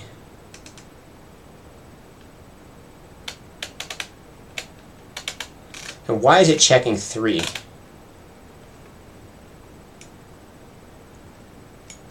Alright, so I gotta figure this out. There's an actual... I'm going to be very careful here and skate. We want to score if we go to this location. I should have printed that as well.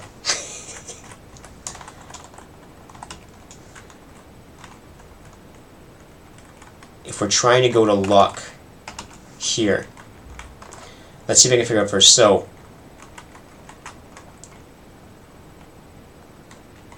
we block the board. That means everybody who's not there. Set block cells.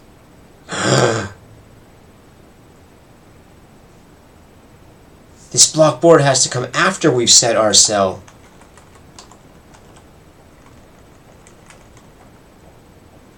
I think. Because otherwise we could be counting through it. I don't think that's it. I don't think that accounts for the difference though, because we already went up and up was fine. And it would have already been blocked. No, because that clears the block. Shit, yeah, that's why. I think that's it. I think this block board, I forgot, I was clearing it. To explain, I think what was happening is that when we're right in this position, what we're evaluating is then right here, I hope you can see the mouse.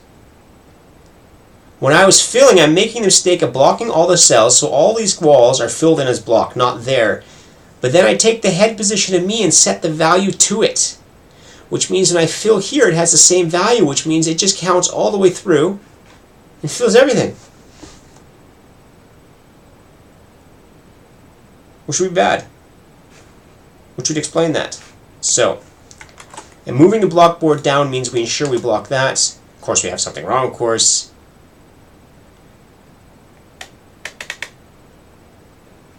Yeah, okay, I understand that one.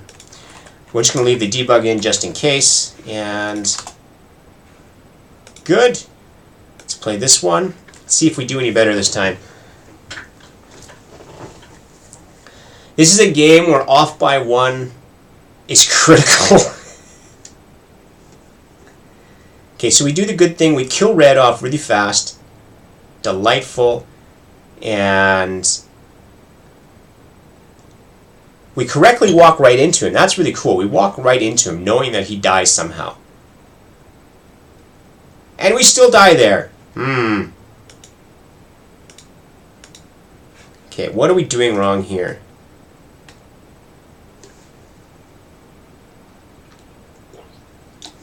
Well, at least I know where it's going wrong.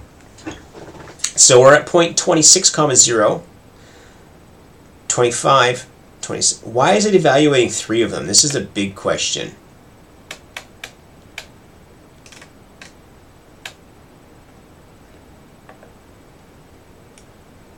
I don't even know why it's... Oh, this might be coming from the step before. No, we have to go 1 step back. We're in the wrong step.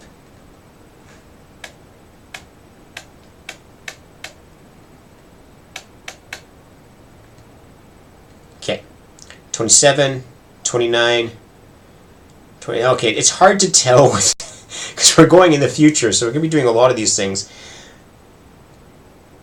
This one's correct here.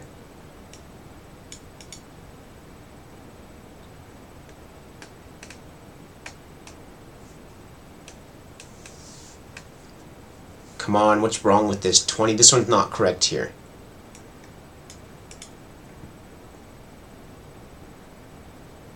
Alright, more dumping. I want to see exactly what our board looks like when we're doing this score location. We're going to do a dump board right here.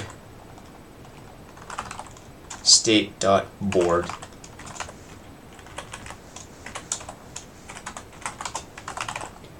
ePrint line. Score location. Oh, I was doing something wrong. Score location.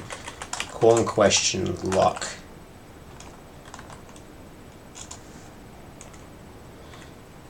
And let's just take us.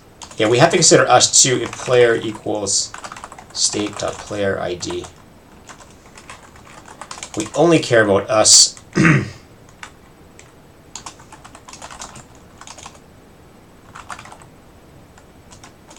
Player. That might be confusing our output too.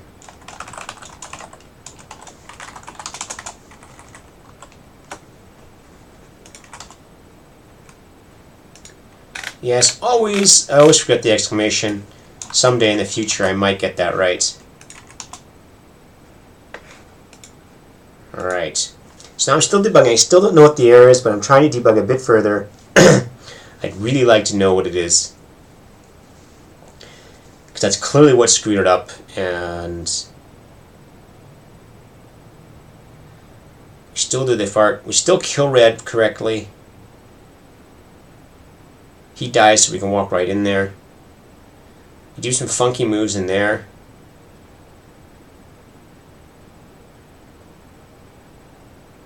Okay. Now let's step back a bit.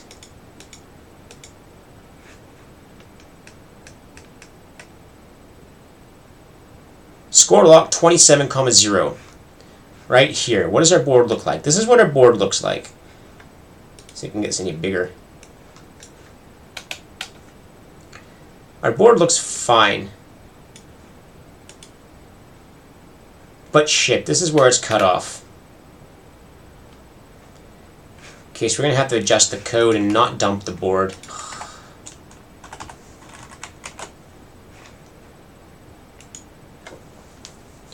The board looks fine, and we're just doing something really horribly wrong there.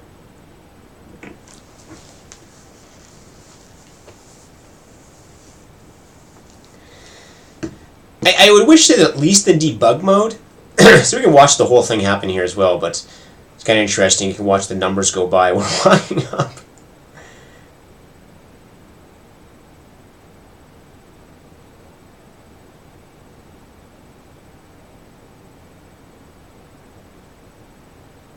Okay, let's actually figure out where I am.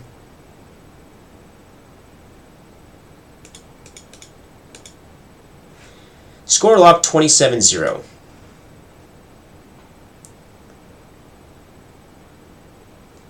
$29 comments. We can't do it. That sucks because we don't have enough information here. What do we have? Why is this not working?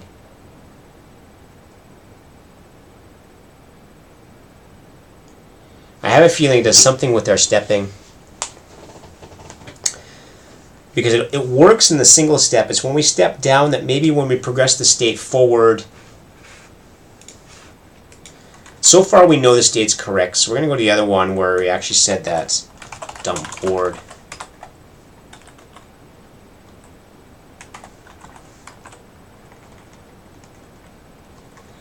I have a feeling it has to do with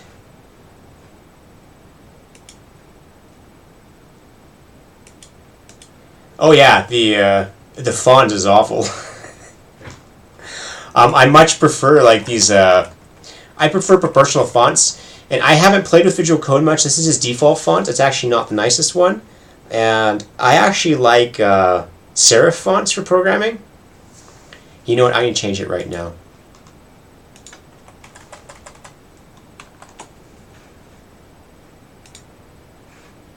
Or maybe not.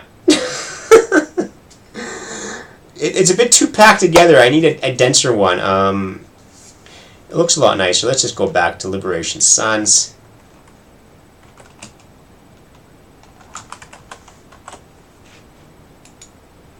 Alright. Not the nicest one. I know that. I actually want. I used Liberation. I use maybe Deja Vu. One of those I used for my normal editors, like in my Leaf ones. I am actually using the. I'm using the serif font, and it looks really good, I find. But it could also be the colors as well. But this is okay for now. I won't play too long with it. I'm going to figure out why my board is broken. So the reason the board could be broken is because when I'm stepping down, maybe I'm not actually marking off the position that we're taking. So in the score step block, I want to go to this position. I set the board as our player ID, and I update the player ID's head. This seems correct. This means it seems impossible that I can get into this place without having the head and the ID marked correctly. And when I go down score step block, the next one, the next step,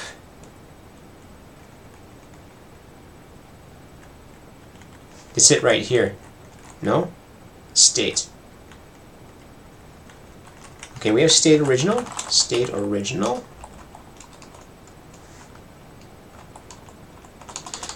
Okay, so we're using the immutable state. We don't screw up. We don't go back to the first state. As we step down, we modify the state. We step into the board. We figure out where we're going. Then we step down, and this is fine because we're going to clone that again.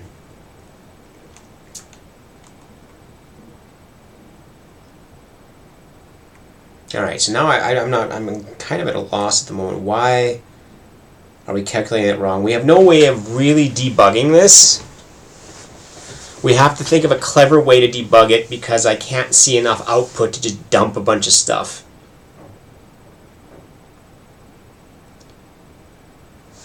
How do I do this now? I don't think ScoreLock's doing anything wrong. I don't think Phil is doing wrong. If Phil was doing something wrong, I think we'd be screwed a lot earlier. Like, we wouldn't win anything. If Phil was doing something wrong near the edges, we'd always lose. So I think Phil might be given the incorrect board, and that's the biggest issue. So count scores, I think, is doing the right thing.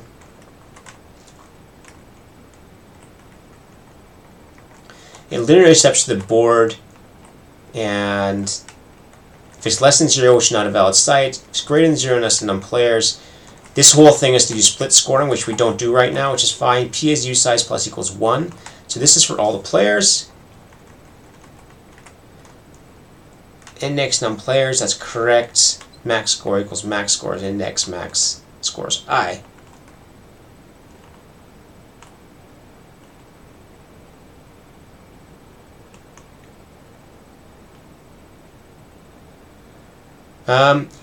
Petrocell, I thought about that before, and I don't have to worry about it because in our simming, we don't suicide them. They'll just start walking around the board.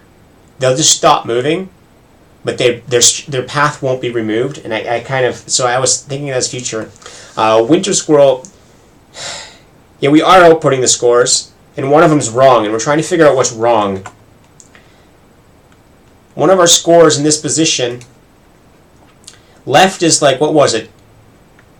287, and the right side was going to be 289, which was clearly the problem. So we clearly have a scoring issue right here, is that this right side is going to be way too much scored. Yes, that's what I just changed, and Koyan, when I do the... that's the one thing I fixed. Originally I wasn't. So when we go into score location, the first thing we do is we set the player's head, player's board set lock player. So this sets the board, the player's score, and then block board takes everything in the board that's a player and blocks it. So all these heads should be occluded where they are now. So the head is occluded at this point.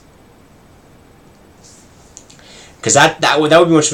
And I also confirmed that when we step to the board, we are setting each time. And this is where I'd really like to have a debug where we can show multiple steps, but we don't have that. And if I reduce the scoring and change the depth, we don't get this scenario.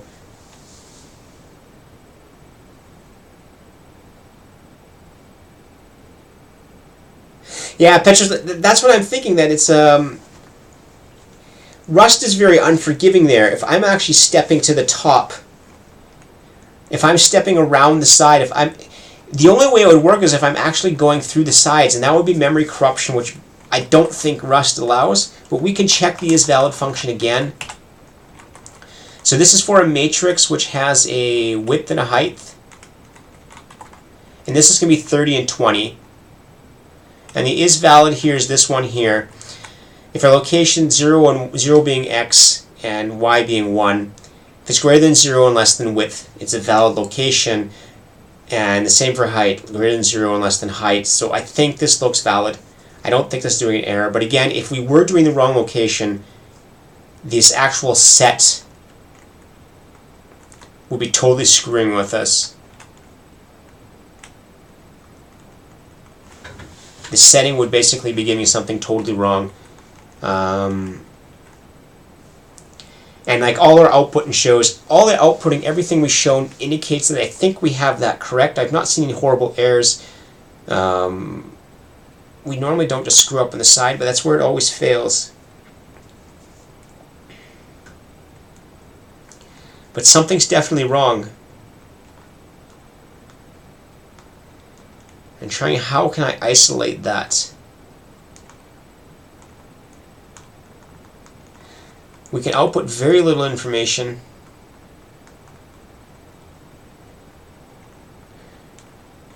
Now I could start building a whole test framework to do this, where I could copy the output and read it in and figure it out. That might actually be... I wonder if that's worthwhile, actually. Debug situation offline.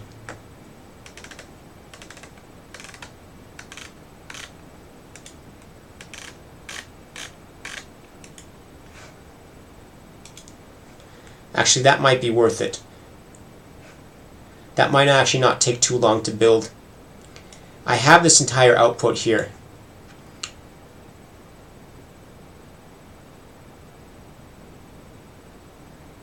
If I reduce the depth, it works. There is definitely, well, we don't get the same situation. The problem is, it's clearly this situation.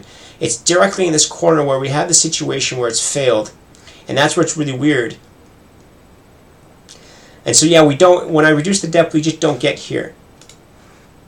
Now, how could I actually parse this in?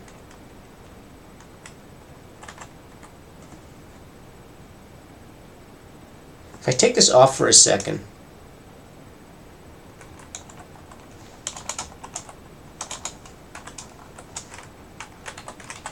we can run this stuff locally. Anybody know how in Rust I can quickly convert this to a text that inputs it?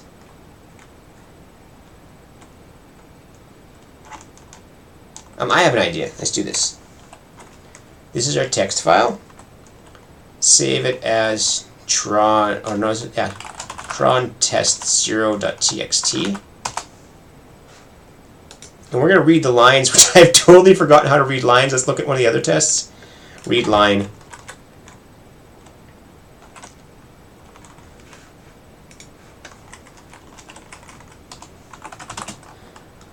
for y in 0 dot dot grid height. I guess I don't need the brackets.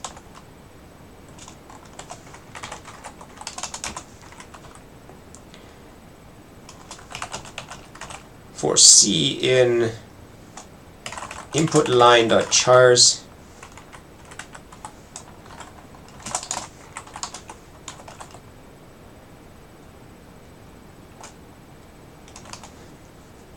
We're going to do a match, I guess. Let v equals match c. The dot goes to free cell. Otherwise, x goes to x as I32 minus 0 as I32. Otherwise, it goes to that player.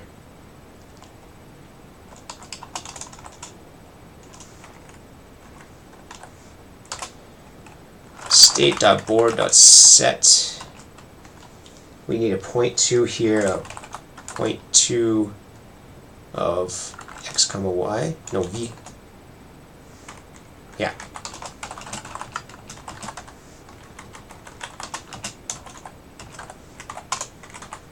X comma y, and we're going to set it to value. And let's do a dump board.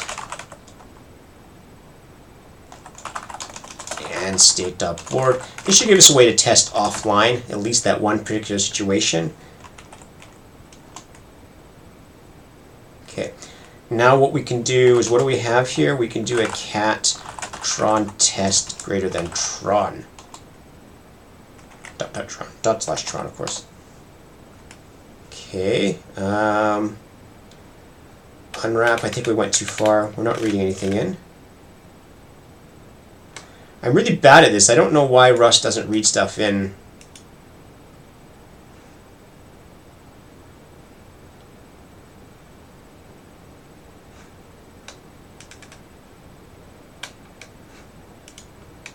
We'll just do the backtrace here.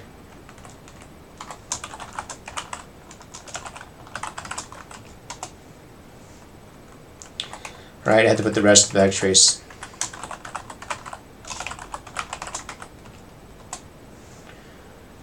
Oh great, I don't have debug information, but wonderful. Read step. I didn't save the file, that's why it...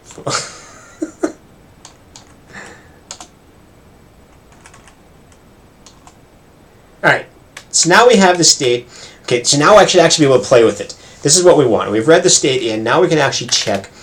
This is position... What position is open? Yeah, so this is position 28. We're at position 28. So we want to know what is the scoring at that. So we're going to do what's the find best direction. Let's just do what is the find best direction at this point. And we're just going to see what it dumps out there. Whoops. Anybody know how to keyboard in and out of this terminal? Control this opens and closes it, but I actually want to clear it out now.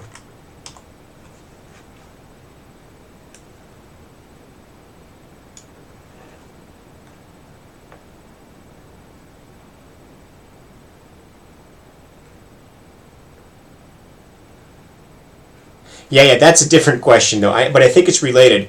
I think the reason we don't go right is probably the very same reason why we do the wrong mistake right after it.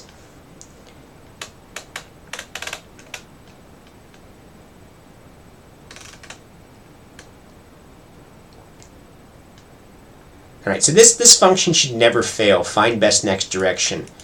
And if anybody knows how I can get line numbers on this, this would be great. The len is 0, but the index is blah. Okay, that's fine. Print. Panic. Yeah, I don't know how to do that. Okay.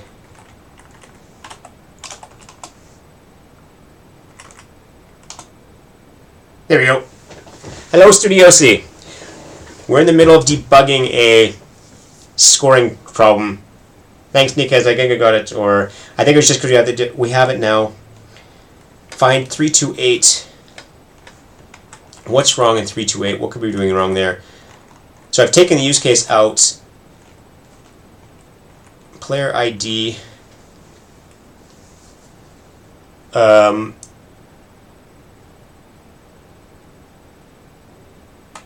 Where do we set player ID? Okay, well, screw it. We don't have to care. I think it's actually set somewhere else. State.playerID. Our player ID equals 2. That's just based on the test case. We're number 2. We don't have any heads, which is annoying, so let's do it this way. State.heads.push to... Where is this guy? Where is the head of this guy? He's at 28,2. 28,2. Shouldn't make a big difference.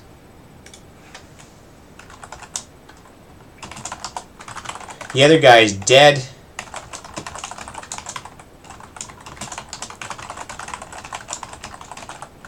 And we're at 28,0. And what have I just done? Good.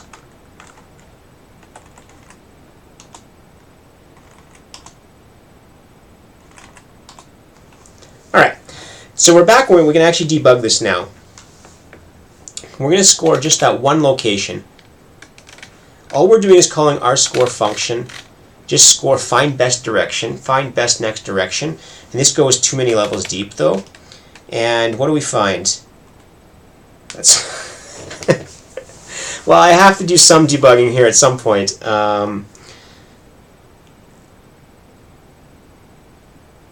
There's something weird happening right here.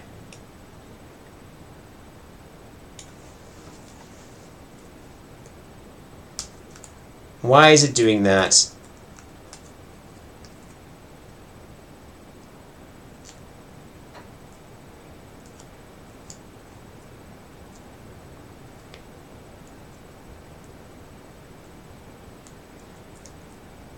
So left is 244, and that looks fine. And then right is just some ridiculous number. And why is it getting that number for right?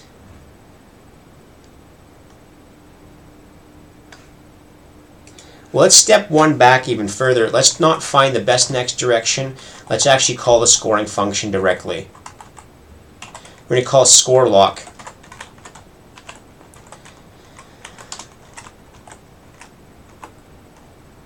Does this actually output stuff? It does. We're going to score lock the state. I'm going to do and state. That's fine. Location is going to be 0.2. We said we're at 28, so 27,0. State.player ID. Well, that's 2. We could just fix it. And then 29,0. Let's actually see what these two values are.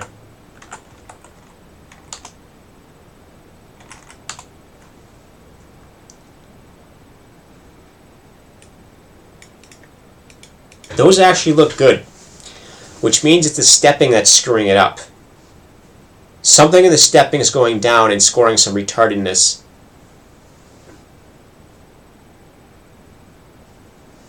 I do not know. I do not know what happens to debug assertions here. But at least we have a very good idea. So we know that our scoring, I think, is right there. It's the find next direction, so it's actually involved in the stepping. So something with this. Will that help us anything, though?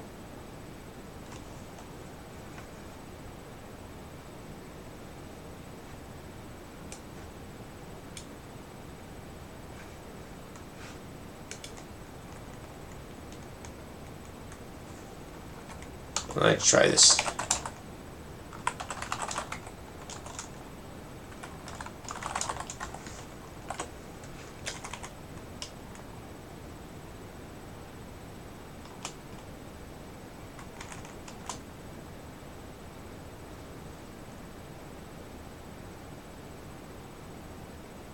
No. Yeah, what? I don't think we're getting an... I don't think we're getting overlay. I think we're stepping and doing something really weird.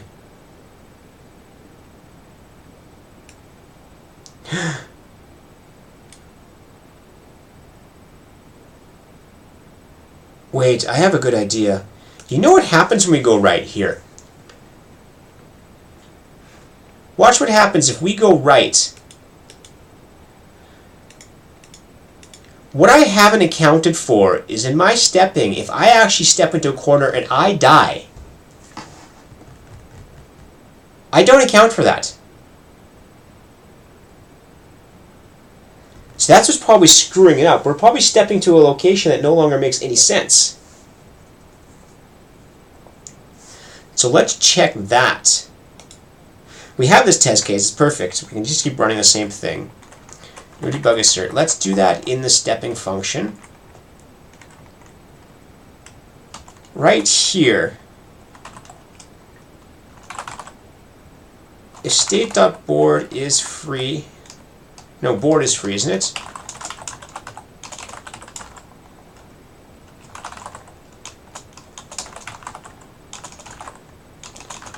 Board, next position.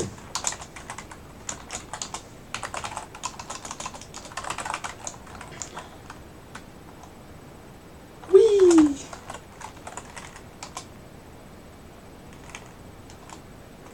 Oh, well, that wasn't it. Got all hopeful there. So our next position is still valid. If the board is not free, okay.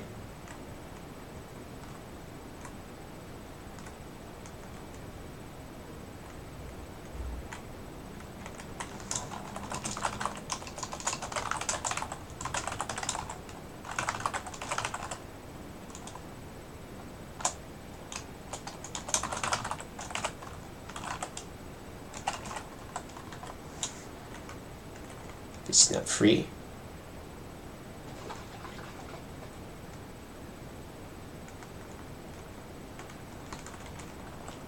Should be false. I'm just not sure what it's going to buy me because I want to.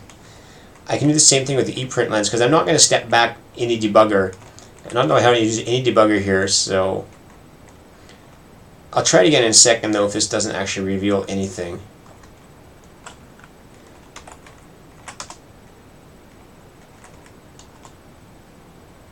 So it's not revealing anything. So I just want to check this works first of all. So if you had this debug assert false.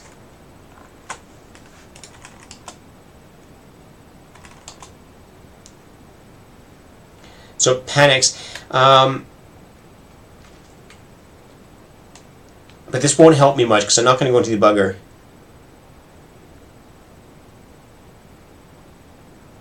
Future is definitely the problem. Petrus, that's what I verified here.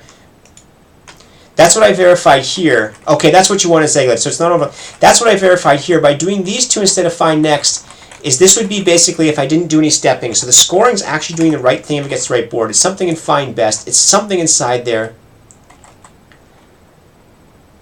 But now we can actually debug the board at every single step. Now that we actually have infinite console outputs, score next direction, we can do it right.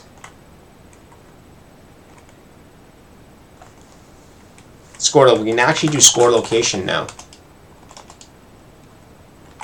We can do this dump board now. That's what I want to do before. That's what I couldn't do online. Okay. And what board do we have here? We're stuck here.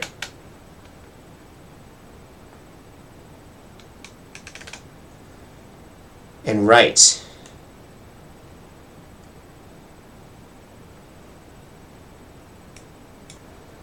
It gets a very bad score, which is good.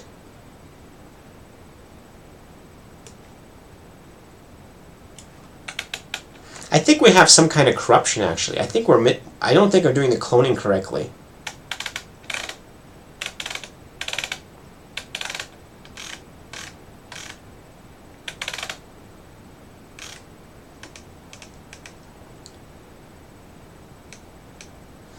Score location 29,1, right here, yeah. I die. Which gives us the correct score.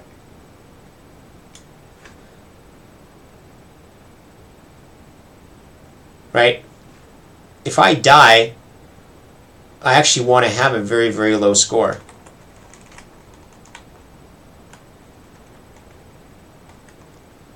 And it's not clear why I get that score, though.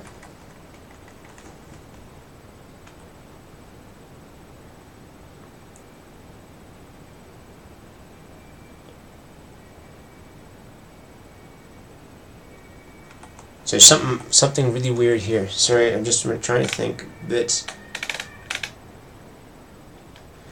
this depth looks good. So this guy going left looks good. Like our depth thing is actually saying, hey, look, go left. You're getting good points here. But then suddenly we go right, and we get garbage.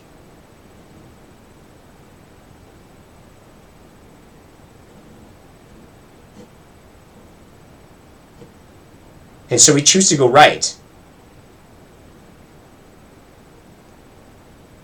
And that's what doesn't make sense. Why, when we get garbage, do we choose to go right?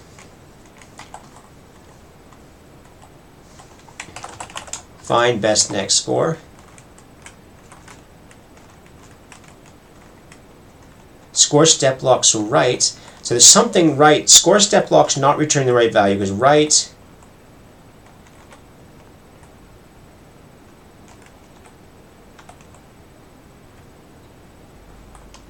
Okay, let's see what happens here.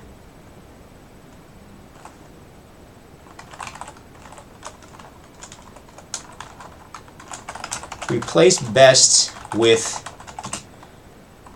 what do we have? We have the best direction, and we're going to replace it with D.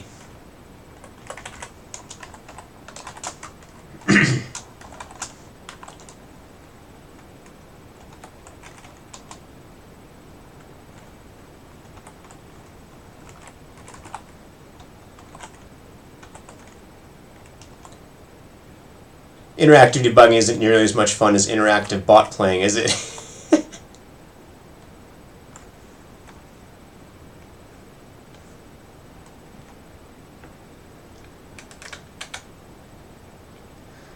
No, because look at exactly what I said. Is when I try to find this best score, I say replace best left with left, and then for right, I don't replace it. So I've identified right's bad. This minus value makes sense. The reason this minus value makes sense is something has identified you die here. So this is the worst score you could possibly get. Right? And so that's good. If you have the score, don't use it. And it's clear it's not doing it.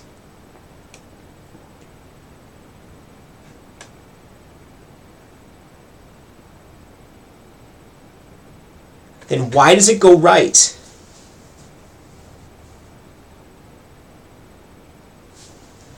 That's what's trivial. Why is it going right then? Let D equals, so E print line go D.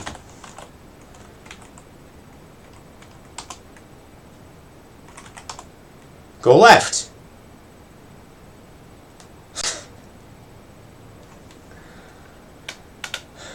It says go left.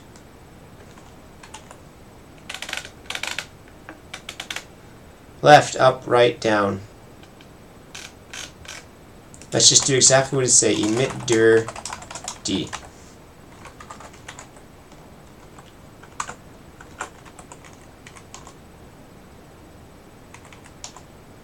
Left. Wow. So now there's something funny going on. So when we have this board layout, the one we had there, our algorithm is correctly saying go to the left.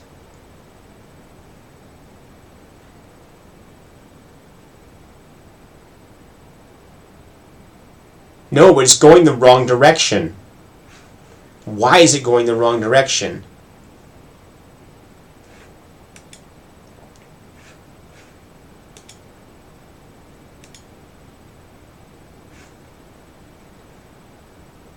Right, what do we do? Where do we write out? Up. Up. We write up. Good.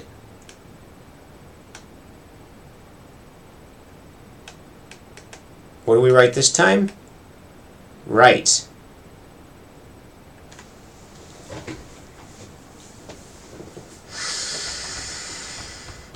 I think I gotta run this again because there's something we're missing in these values. Because we're actually doing, based on what we have here, is at that position, at that time, we've made the correct decision, but somehow it's not being communicated into the game.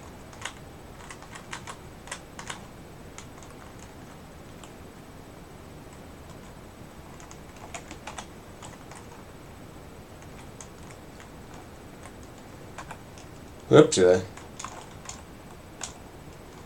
Alright, doesn't like that.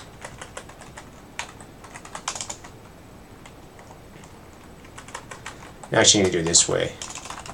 Or it's probably going to complain of unused code, so let's just do it this way.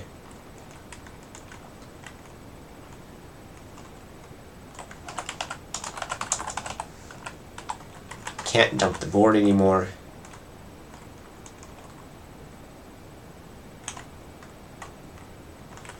Each step I want to dump the state. And I want to do a... We need the heads as well. Maybe we have the heads wrong.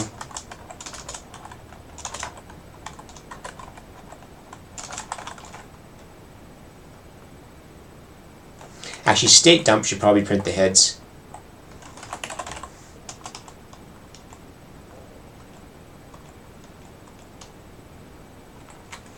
Dump the heads as well, ePrint line.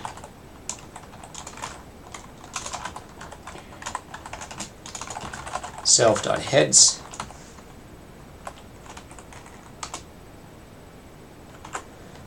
And let's see what happens. The joys of debugging, huh?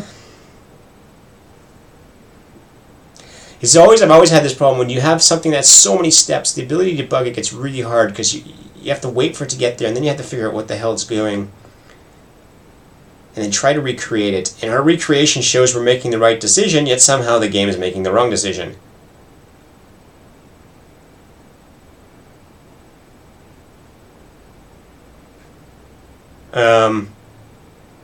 Guys, what do we fix?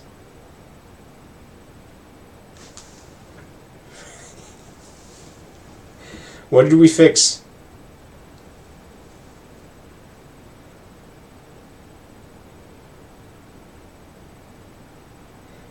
I don't recall changing anything.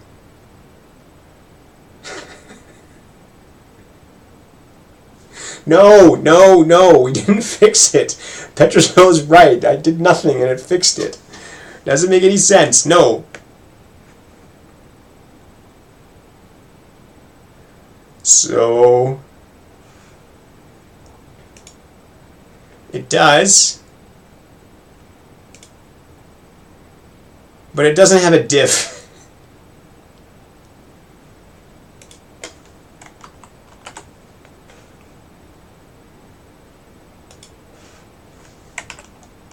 Right.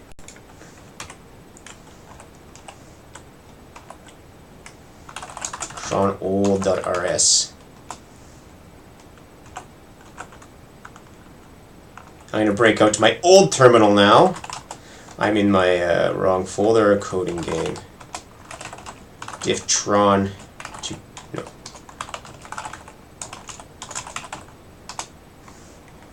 Okay. Got rid of all the debugging stuff.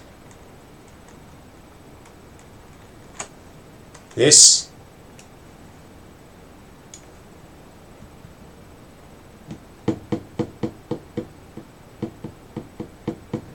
We checked if the opponent's position was valid, which is really weird.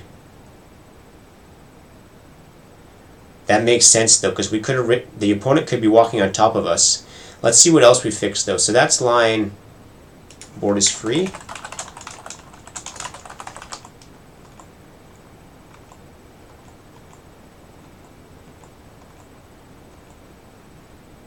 Come on.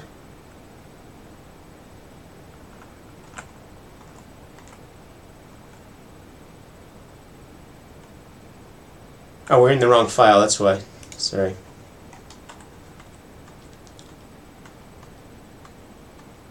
We added this condition here.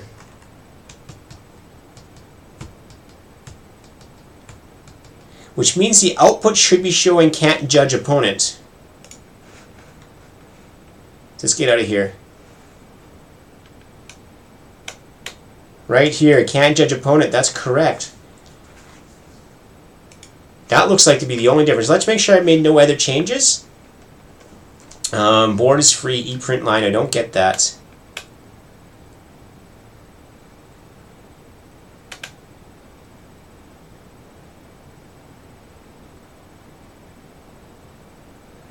We changed our opposition scoring, but I think it was really just that one line. Just this here. Board is free does as valid as well, so we can get rid of that. Huh.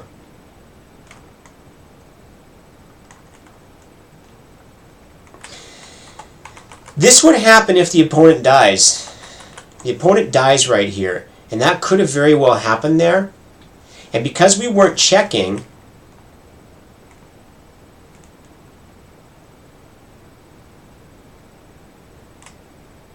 I don't know. I don't know what happens. I don't know why that would cause that result. I honestly don't know why it would have caused that result, though. But I'm going to live with it for now.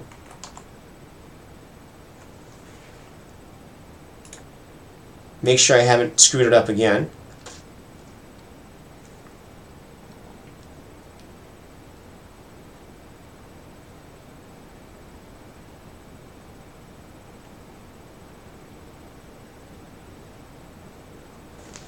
Because we even come in on the red guy a bit tighter there. Strategy changes a little bit.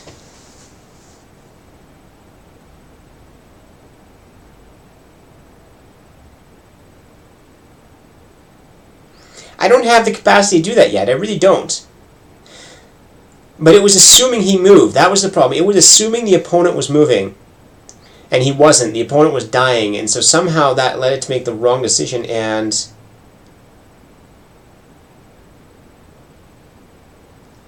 I'm not entirely clear, to be honest.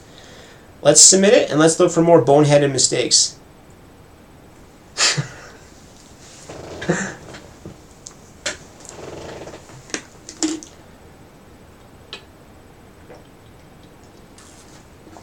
We lost the first one. We just got screwed. There's no way we can win that one. I mean, unless the first player made a mistake. He was up there to the right. He controls this entire half of the board. All he has to do is go down whatever direction I did. There's absolutely no way we could win that one. So I'm not upset about that one. This always looks good, but this means nothing. But this is the first case we've had where we've had 3 players where we've not lost some of them. And we'll have to see what happens, though, because we're not... That also looks good. I can't believe it'd be that. Is that really my prediction? Was that stupid little thing? Let's see how we do. So we lost one here.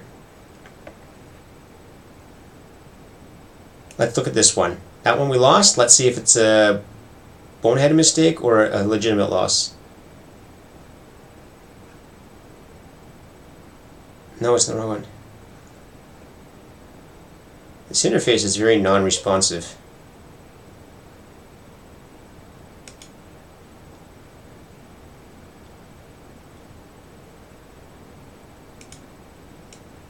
I want to look at the simple losses. There were some. Where'd it go? It's right here. Oh, come on!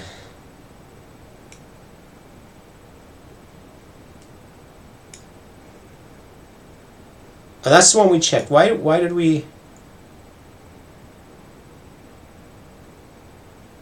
Alright, and that's a depth thing. We actually made the wrong decision here. Game 8.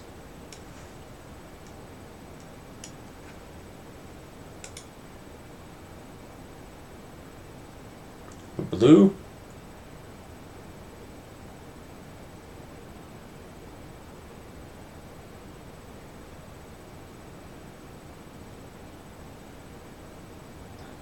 I'm not clear what move was strange there.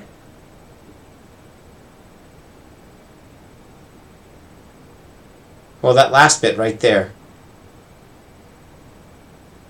All right, come on.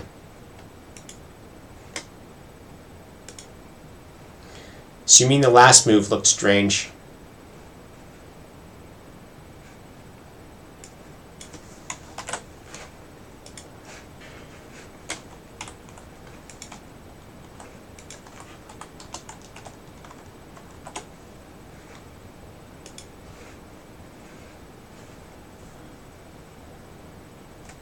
Come on, system.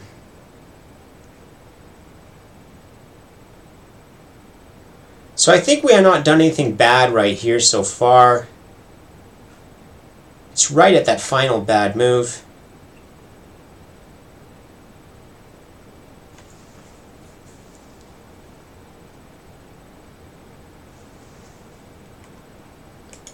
Okay.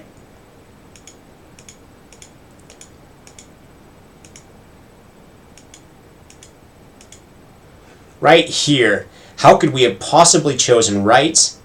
Because we should have gone down. We still would have lost, but why did we go right and not down?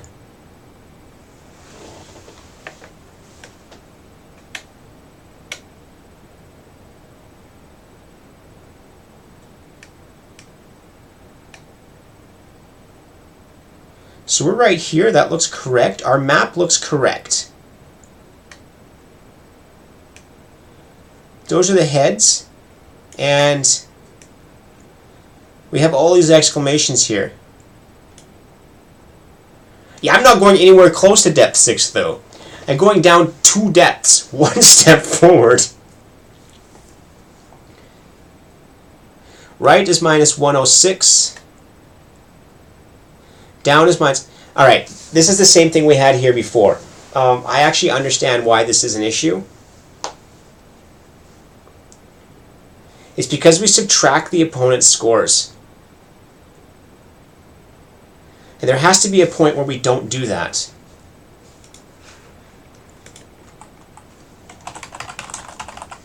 So the score location, I think, is fine.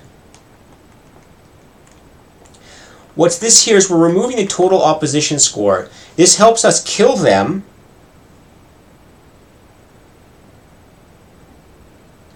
But it makes us make the wrong decision at times. So we could play this game entirely differently if we simply ignore the opponents. Let's see how we play it then.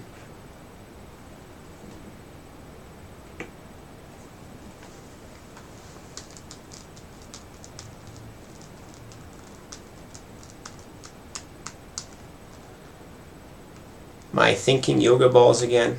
I always sit here and play with them whenever I'm wondering about something.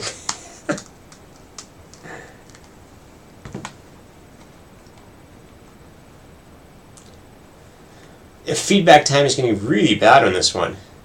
But we're going to do something totally different now.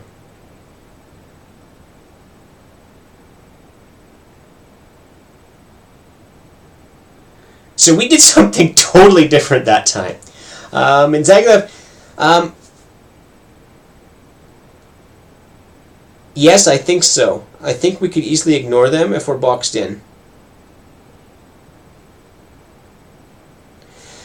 We should actually count. Like, we did really good this time. Assuming we don't do a boneheaded move now.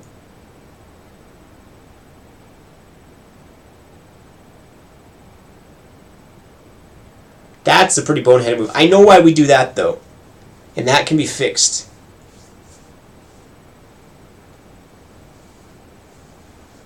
Okay, so we'd win that one.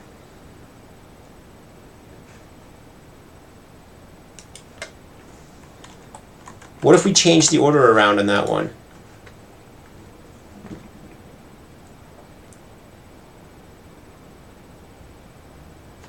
But that's where the logic's going to have to change. We're going to have to decide in there, when do we take their scores? Because we clearly saw in other games, in that other game we played, that when I take into both their scores into consideration, I make them lose faster. But it screws with us. So at some point we have to decide that, look, we can't ignore their scores. And I think Zagalev is correct, is that we consider their scores if they're bordering on us. If they're not bordering on us, then we don't consider their scores.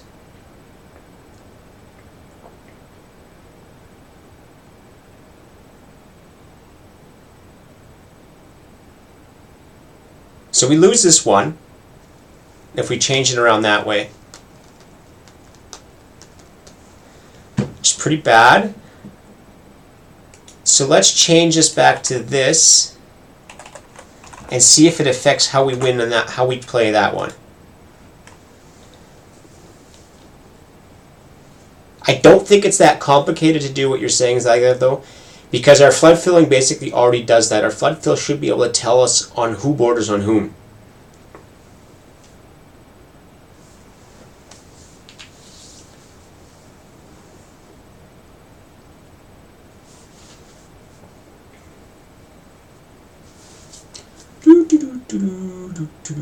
Does this place, do we play any better now?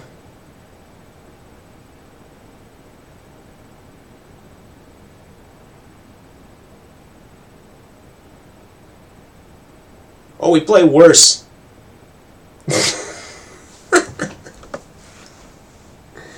Alright, so in the leaderboard, whatever we submitted is not doing so well. And, oh, it's going up, but very slowly. That won't be enough to get us anywhere. So let's go back to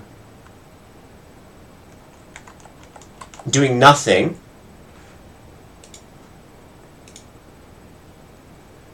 And actually, it makes us compile first. We're going to do nothing and submit that. And then we're going to test whether we can decide who borders on what score.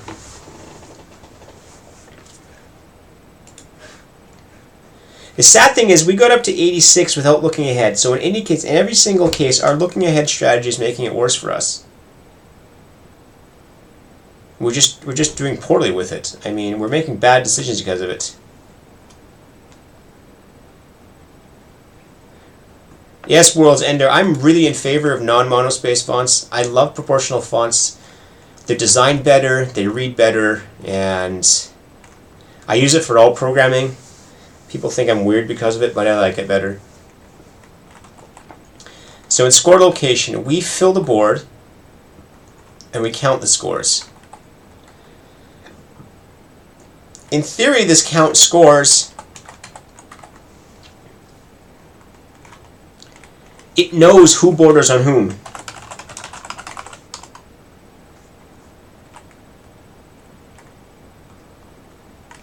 Sort of.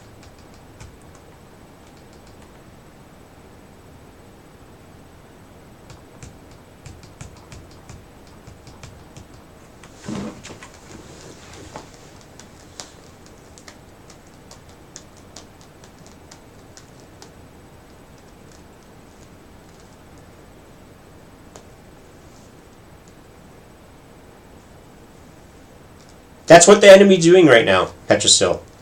That's exactly what they're... Oh, no, they're moving towards our... They're moving to encringe on us. I could actually do what you're saying as well. But that's actually what I did, and I ran out of time. When I did that, when I made them make the best move, we were timing out. I think. Maybe it was crashing. I can go put that code back in, though. I want to see if I can fix the scoring code here first, though. To decide, we only want to remove the opposition that's nearby.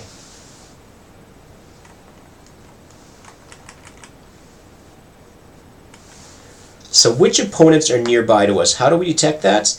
We check every square in the board and see if there's an opponent beside us, and that's in our scoring one.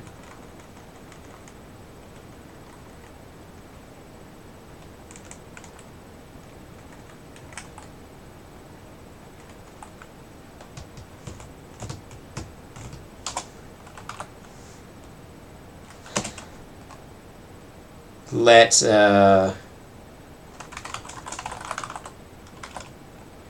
near players equal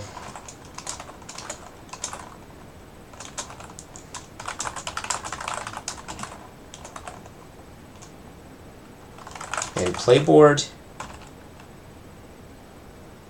Don't need anything, we need state.player_id for this player. I'm going to have to write this function first of all, function, and this is the board, this is our board. What do you call this again? Board matrix. And for the player ID, for the player, which is an I32. And this is going to be a vec of I32, I guess. Because you can't pass out small arrays, I think.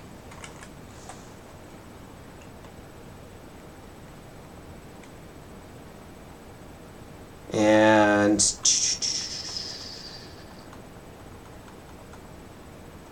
I'm thinking that's not the right return type.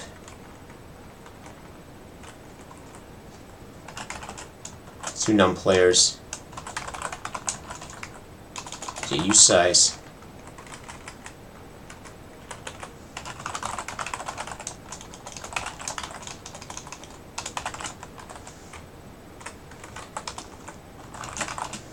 Let mut near equal vec 0 I32 num players. So we start them all at 0, and then we're going to go through the whole board and check. I is in 0 dot board dot linear length. Actually, no, we're going to need real length. For y in 0 dot board dot height, or x in 0 dot board dot width.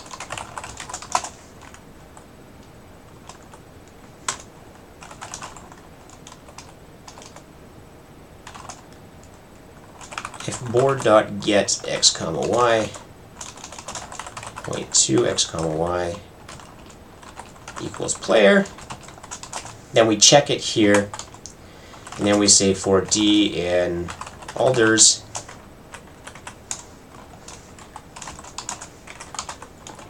var np equals, let's put this, or let pp player point. This is like a super slow algorithm, I don't care. pp.step d. The next position is valid. Then we say var c equals let replace all my vars with let c, the value equals board.get np.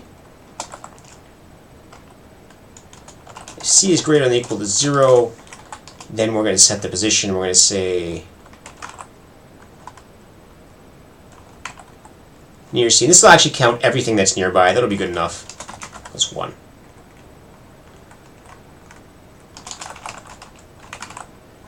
So this is the quickest way I can think of doing it right now. We're just going to go through the whole board and find everybody nearby to our player. And so we have the nears, and they're down here.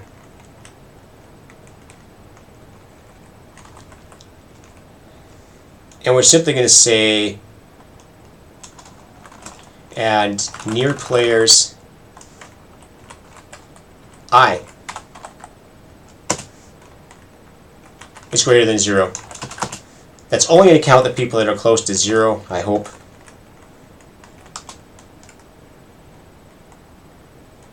$188. Now there's a whole bunch of depth here, which is really annoying.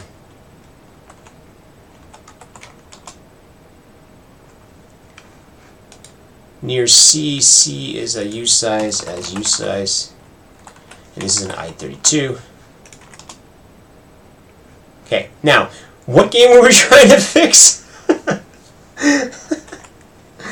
Let's go. This is score lock.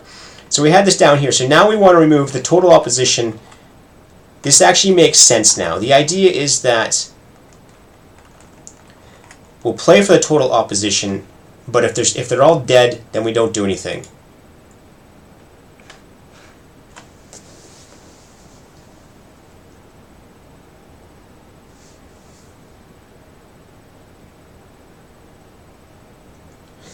Nice slow feedback. I don't know why it does that. Probably plays the whole game. That's why it takes so long. This is playing the whole game, and then it spits the whole thing out to us, and then we can step through it. That must be what it's doing. So it's 472 turns times up to 100 milliseconds times 4 players. That's something at 200 seconds it could take the maximum time. Alright, let's see if we do any better. Well, no.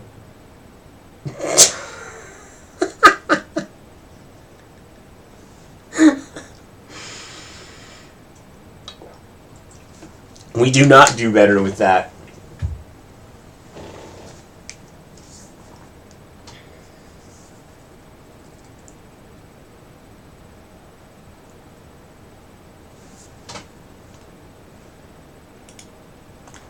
Let's put us in a different position again.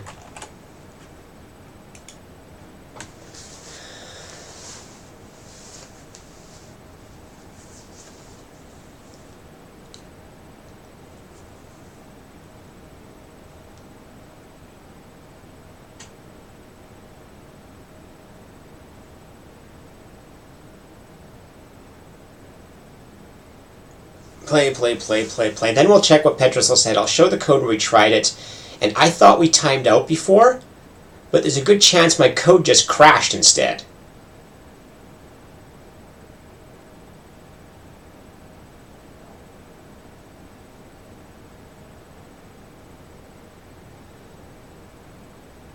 So we make good choices so far. We could have made a better choice there, but that's something we can't decide yet.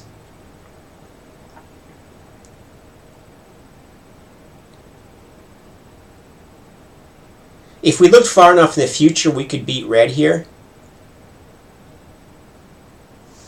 Alright, so we should beat orange here.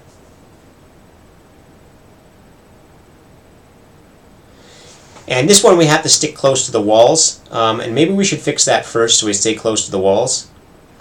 Let's see how well this does on its own, though.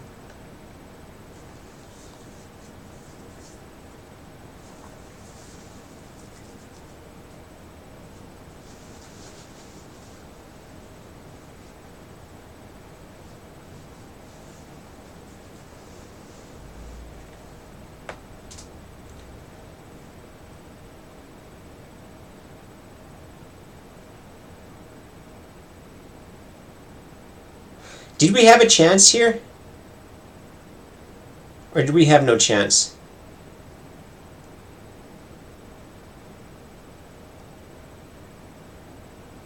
I don't think we had, I don't know. I don't think we had a chance there.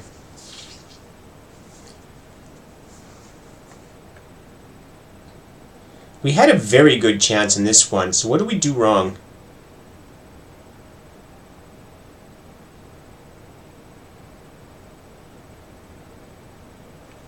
What the hell?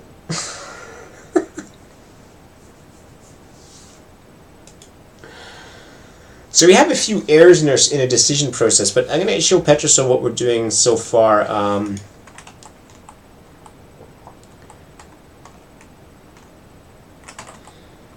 There's too many. The options. This is what I always find interesting about these things. You have so many things to change at once.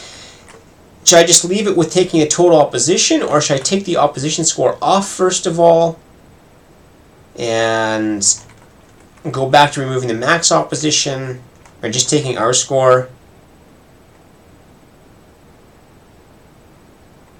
You know what, let's just take our score, because this actually makes a lot of sense, because if we're stepping forward,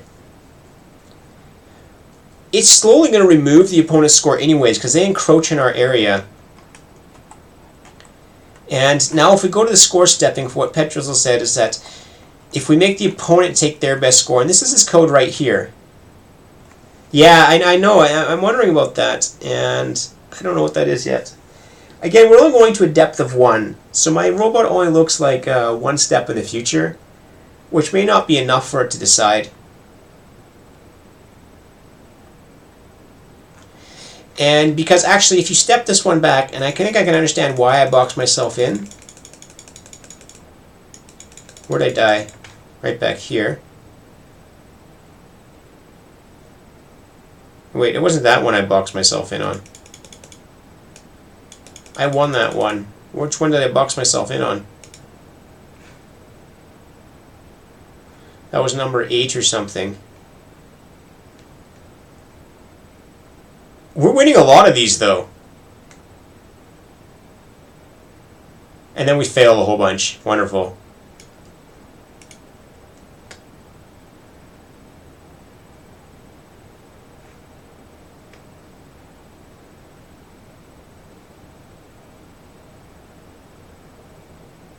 This is too hard. Ah, silly game. Why does I keep losing this stuff? Yeah, right there. Okay, let's pause that. Send this to the IDE. And see what it's doing. And this again, I think it has to do with our scoring in the Voronoi diagrams.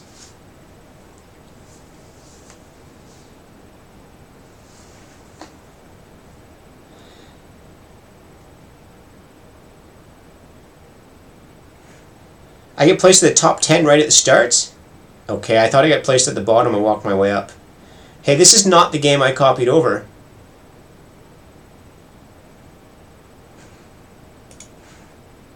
Alright, whatever. Let's just figure out... Okay, I want to figure out what it is score. So this one here, so Petra, so this part right here that I have commented out. This is the one that actually for each step chooses the best move for the opponent based on their approach, based on like their maximum.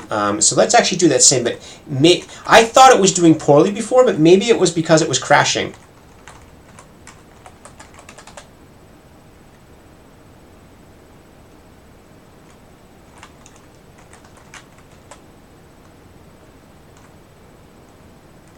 So we don't even need this. We can just say it's a much simpler approach. Instead of infringing on us, they just take their best move. It's a lot slower, but they just take their best move.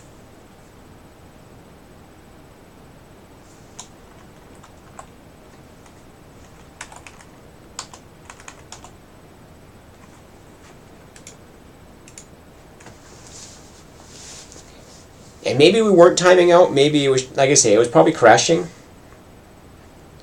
I'm going to take one of these stickers. Coding Game sent me a bunch of stickers. So I have all these stickers now as well. And this is part of their logo, I think. But it's more delightful. These are like tears. So we need lots of these. You're going to need lots of tears playing this game. And okay, whatever we did in this one, we died fast.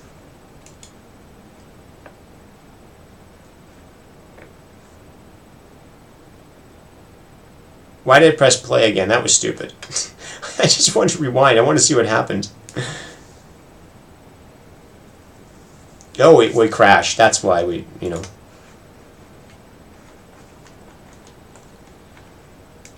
Score nexter, spester.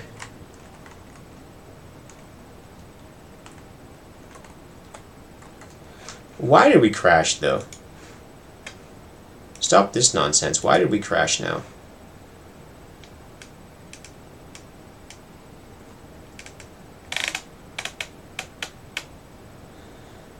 Nope. We lost. That's the problem. I ran out of time. That operation is too slow for me. And this is kind of annoying me, and I think they're compiling in debug mode.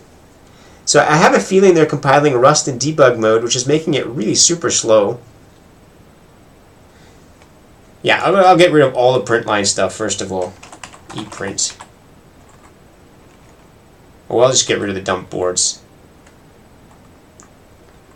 That's fine. Score lock I can get rid of.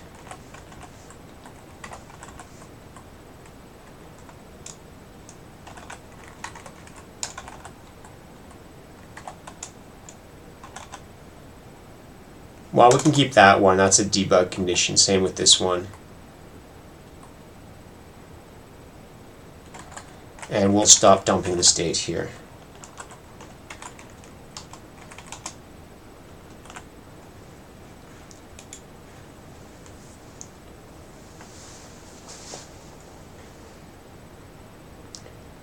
Man, I'd like to make progress on this, but it's really... I'm getting something wrong with the stepping ahead. Because it's making it worse. We did something wrong again.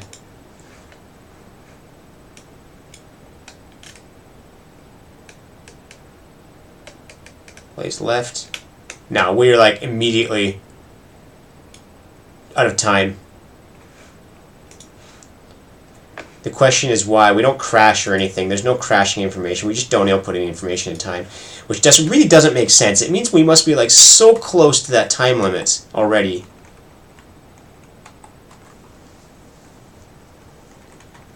We can get rid of all of this though, because we don't use that in this situation.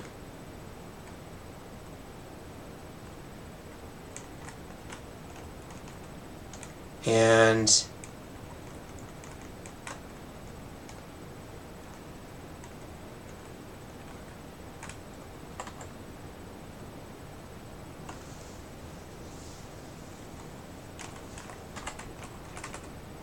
this is state upward.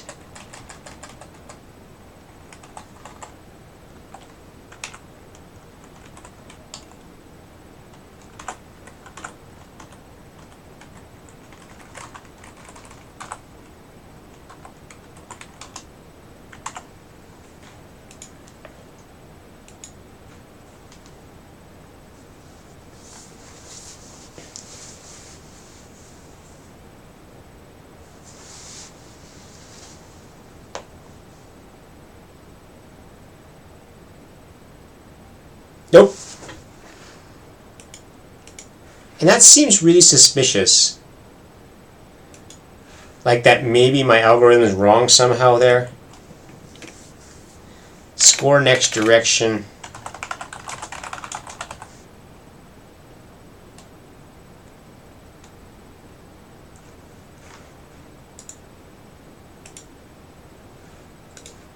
Well, that's running a check saglib. Are we actually in an infinite loop or something?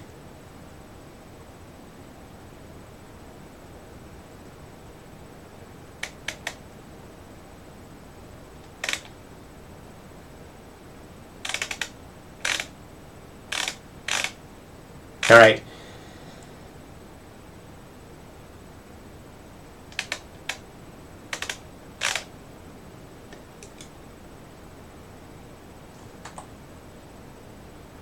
Yeah. Okay. This would explain why I can't do that, because I know from working with C++ as well that, and from my own compiler, that the type of stuff we're doing in this code is absolutely awful in debug mode, but it's just wonderful in release mode. And if that's killing us, then that's a problem. But I think it can't be that much of a difference. So let's check score nectar. Yeah, and can't be as bad as my own language, but that really limits what I can do here. Because again, we had this thing for. But before we blame that, let's actually check score next door to see if we actually end up in an infinite loop or not. What does score next door do? It checks each step for what their best option is. So it does basically what we do. The board is free, it scores the location. But this is...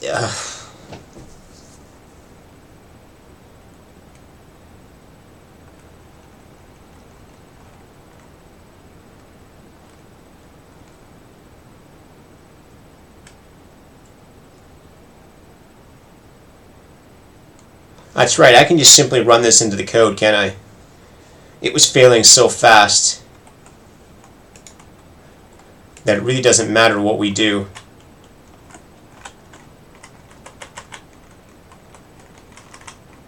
Find best next dir is failing.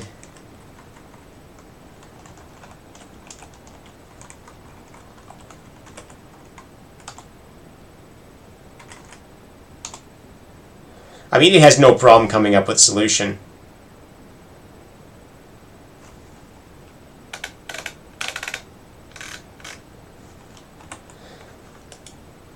You know, let's even increase the length here.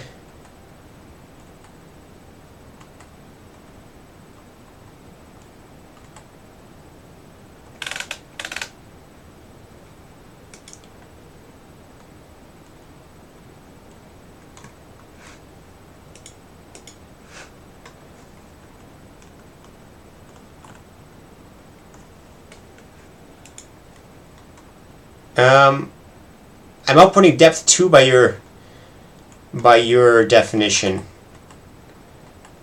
I start at depth 0 and do a depth 1.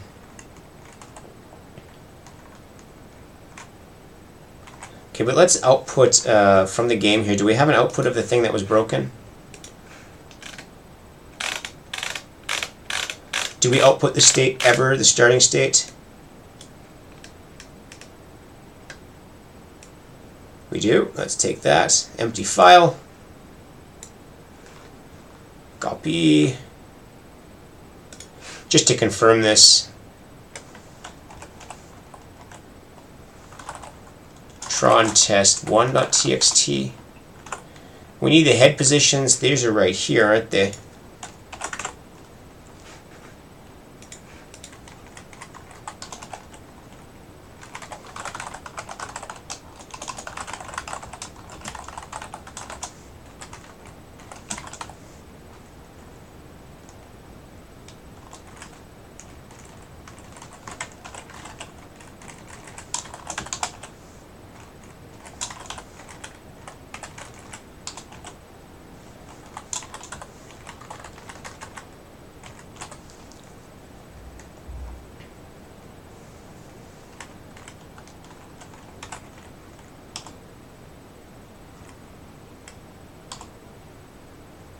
Okay, so if I set the depth really high, this would play the game for a very long time.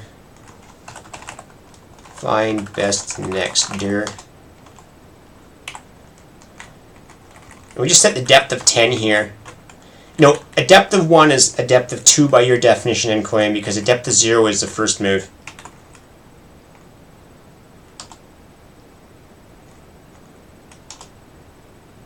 Alright, so we definitely don't have any infinite loops here, as far as I can tell.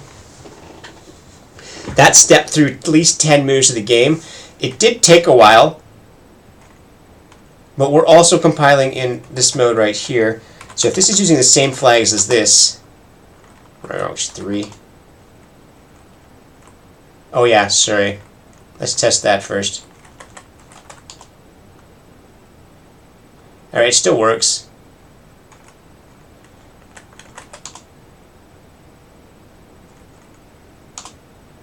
And it goes super fast in release mode and super slow in debug mode. This would take, in the game, they say roughly 200 steps to get to the end.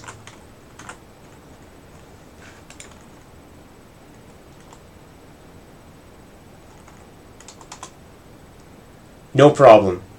Like, this was what I was hoping for, Rust. This is 200 steps looking in the future. 200 steps. Doing the best move for everybody took no time whatsoever. Now, if I put this back into debug mode,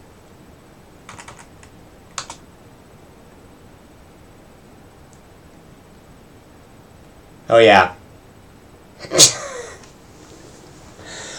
That's a lot longer.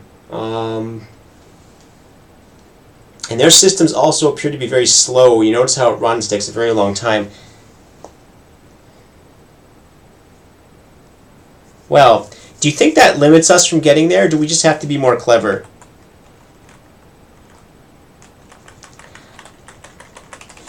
So I don't think we're getting an infinite loop or anything. I don't see any evidence that we're getting into an infinite loop. Unfortunately. I would have loved that. I would have loved the fact that if we just screwed it up. But it doesn't look to be the case.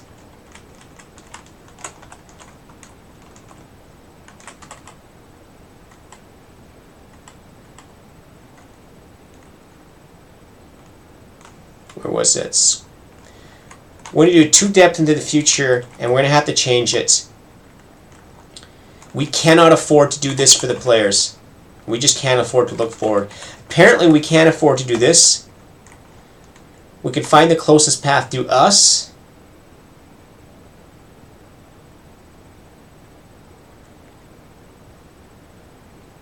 Winter Squirrel, I'm beginning to realize that, because when I first wrote this algorithm, I just assumed my matrix operations here were free. I mean, all this stuff of, even like this last thing I wrote, like, what was the last thing I wrote? The really bad function. This one, get near players. I'm assuming this is really cheap. In release mode, this type of thing should be super slow. In release mode, this should be super fast because it knows the sizes. It can check all of this stuff. And if you're saying this is worse than C++ in debug mode, then we have a problem. These algorithms in debug mode, I mean, if I compare to what I do in Leaf, if I'm doing very strict, or if I say JavaScript, these are unbelievably slow. But based on what a lot of you guys are saying is that all I have to do is just take the best move and go a few steps in the future, but I don't have that option, which really sucks.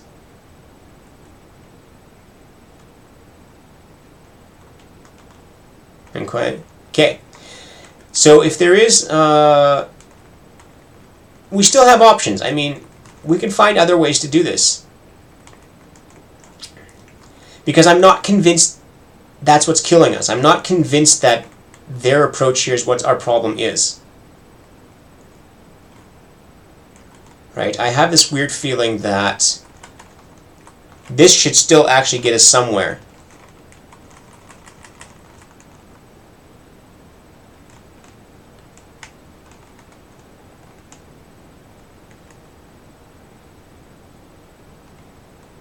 Yeah, no, exactly, yeah.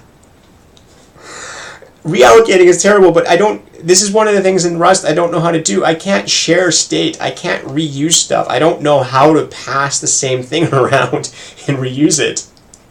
The allocation is probably killing me, but I don't know how to do it. Alright, I'm just going to work a bit more on this one first. So we can't use this. Whatever it is, we can't do this now. But we can do this. We can make them come closest to us. And based on the moves we're seeing, is that still not what's killing us? We're making boneheaded moves entirely on our own. Maybe it's based on what they do.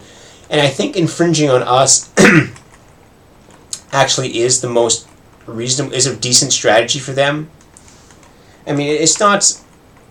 We can't 100% predict what they do anyways.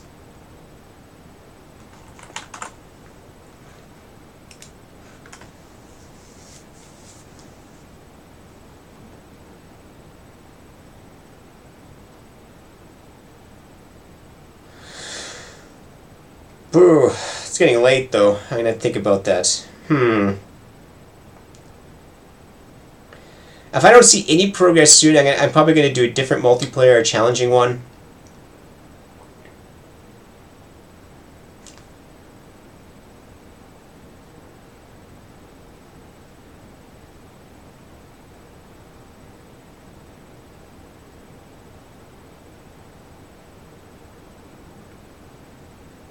Okay, and this is a very good example of why you have to look in the future. Let me back up and explain exactly why we actually need to look 4 or 5 steps down the road. Why 2 simply isn't good enough.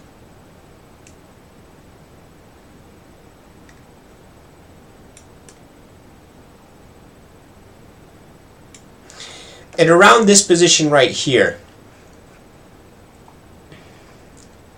I'm going to be subtracting the scores of these 2 guys, and so I'm going to be trying to block both of them. But if my algorithm actually looked far enough in the future to realize it could just walk to the edge, it could probably just walk over to purple and ignore this one, or run straight across here, cut off yellow, then go back. But it's not following far enough, so as we step forward, it's still balancing both against yellow and purple, and just not doing a very good job of it. Let's see if I can extend my depth here just quickly in this code.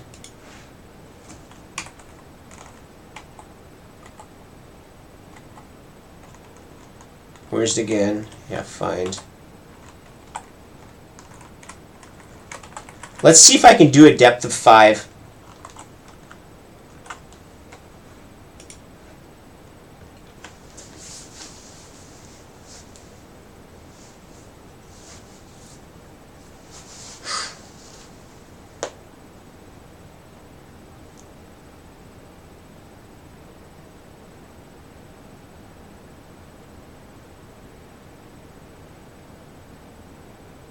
Well,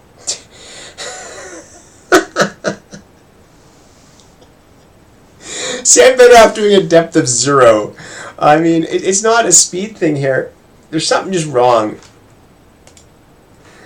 Because if I put a depth of 0, I end up doing better.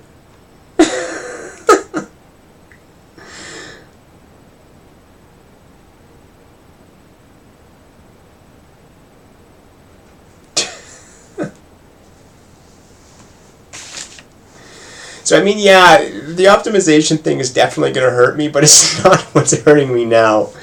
I was sure maybe it'll hurt me in Legend, but seriously, I'm doing like such stupid things. Like, I do so much better with just not looking into the future. Except right there.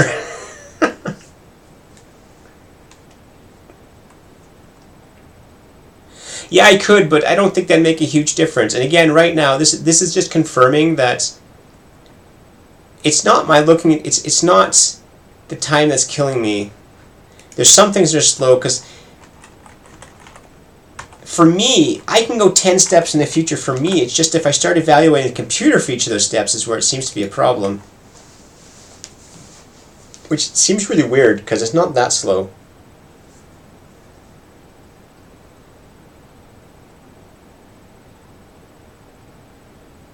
And I think I have to actually do debugging on these things.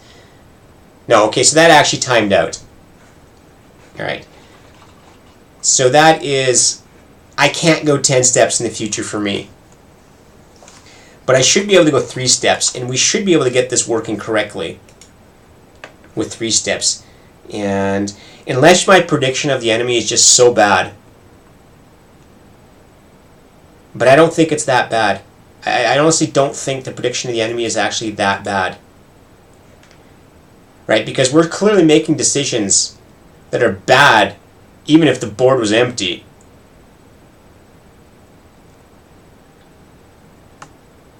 So I think I'm going to have to work on scoring and stuff first. Because like we walk through here. This is the other thing we do a lot too, is we don't stick towards the walls.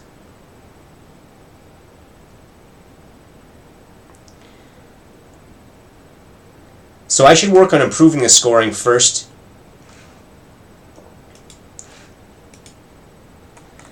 So 3 down is okay. Let's go back to scoring because we can go back. We had the other score.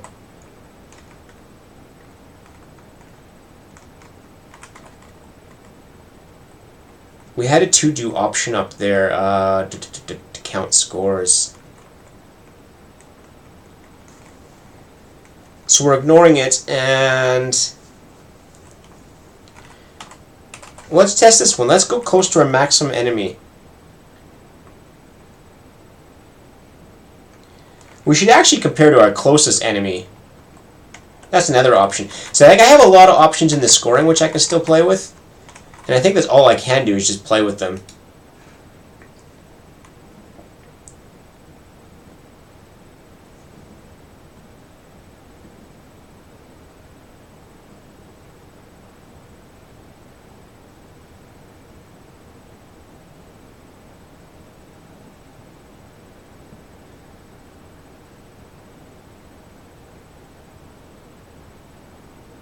Oh well.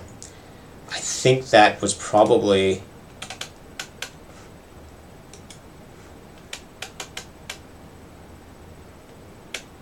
left. I made an incorrect movement. Oh, wonderful. That doesn't make any sense, though. I think I've been too tired to think about this more today. I'm going to have to come back to this. I might give it a rest for now. because some of this I think I just clean up the code on my own and figure it out, and just put flags for the things we actually have to check. And this should, I don't know why this failed. It shouldn't have failed on us, and I don't know why that failed. I'm going to just leave this for now. So we didn't have any better progress. We were better off with the initial algorithm. The initial thing we did that doesn't look in the future has still been our best performance in gold. And it had the least amount of cleverness. It didn't care about anything. It just walked. And that's been our best performance so far. And looking in the future, I don't know why even one step should have improved that, unless our guessing of the opponent is so bad. But if we just guess for ourselves, if we just ignored the opponent, that should also work fine.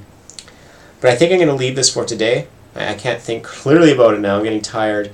And what we can do the next time, as I might just start another game the next time, because I don't want to sit in one game too long. We can always come back to them when you have an insight. The other one was scoring. As I said, what we could do is, because we walk around like idiots and we don't walk around near the walls, we could score spots based on how many walls are around them. So each spot is worth a point for each open area around it, and that would prefer us moving along walls, which would at least stop us from killing ourselves so often. And then I'll have to see what we'll do beyond that. But we're clearly not doing very well. And yes, the speed of rust is going to hurt us, but I honestly don't think it's what's hurting us now. I think there's something more fundamental, because as I said, we got up to 86 with the most basic algorithm, and actually I'm going to play around with the code offline and quickly see if I can get back to that, so at least we have that starting point to say, look, this was where we got to 86, we were doing good, unless we just got lucky. I mean, who knows? But I think that's all for today. Thank you for bearing with me on this. I don't know if I'll be back tomorrow, but if I'm not doing it tomorrow, then I'll be on Sunday, one of tomorrow or Sunday, and I think we'll go to one that's not multiplayer, so I can get away from this. I can get away from this optimization for a bit. We've done 2 in a row. We will come back to them though, and we'll do another Tron. We'll come back to this. We can optimize it, and there's still lots of things in Rust I'm going to look up. And thank you for watching. Please subscribe. Like the videos, retweet, everything you can. It just helps me out and get more viewers and make it interesting. And thank you very much for watching, and have a good evening, night, or whatever's appropriate for where you are. Enjoy.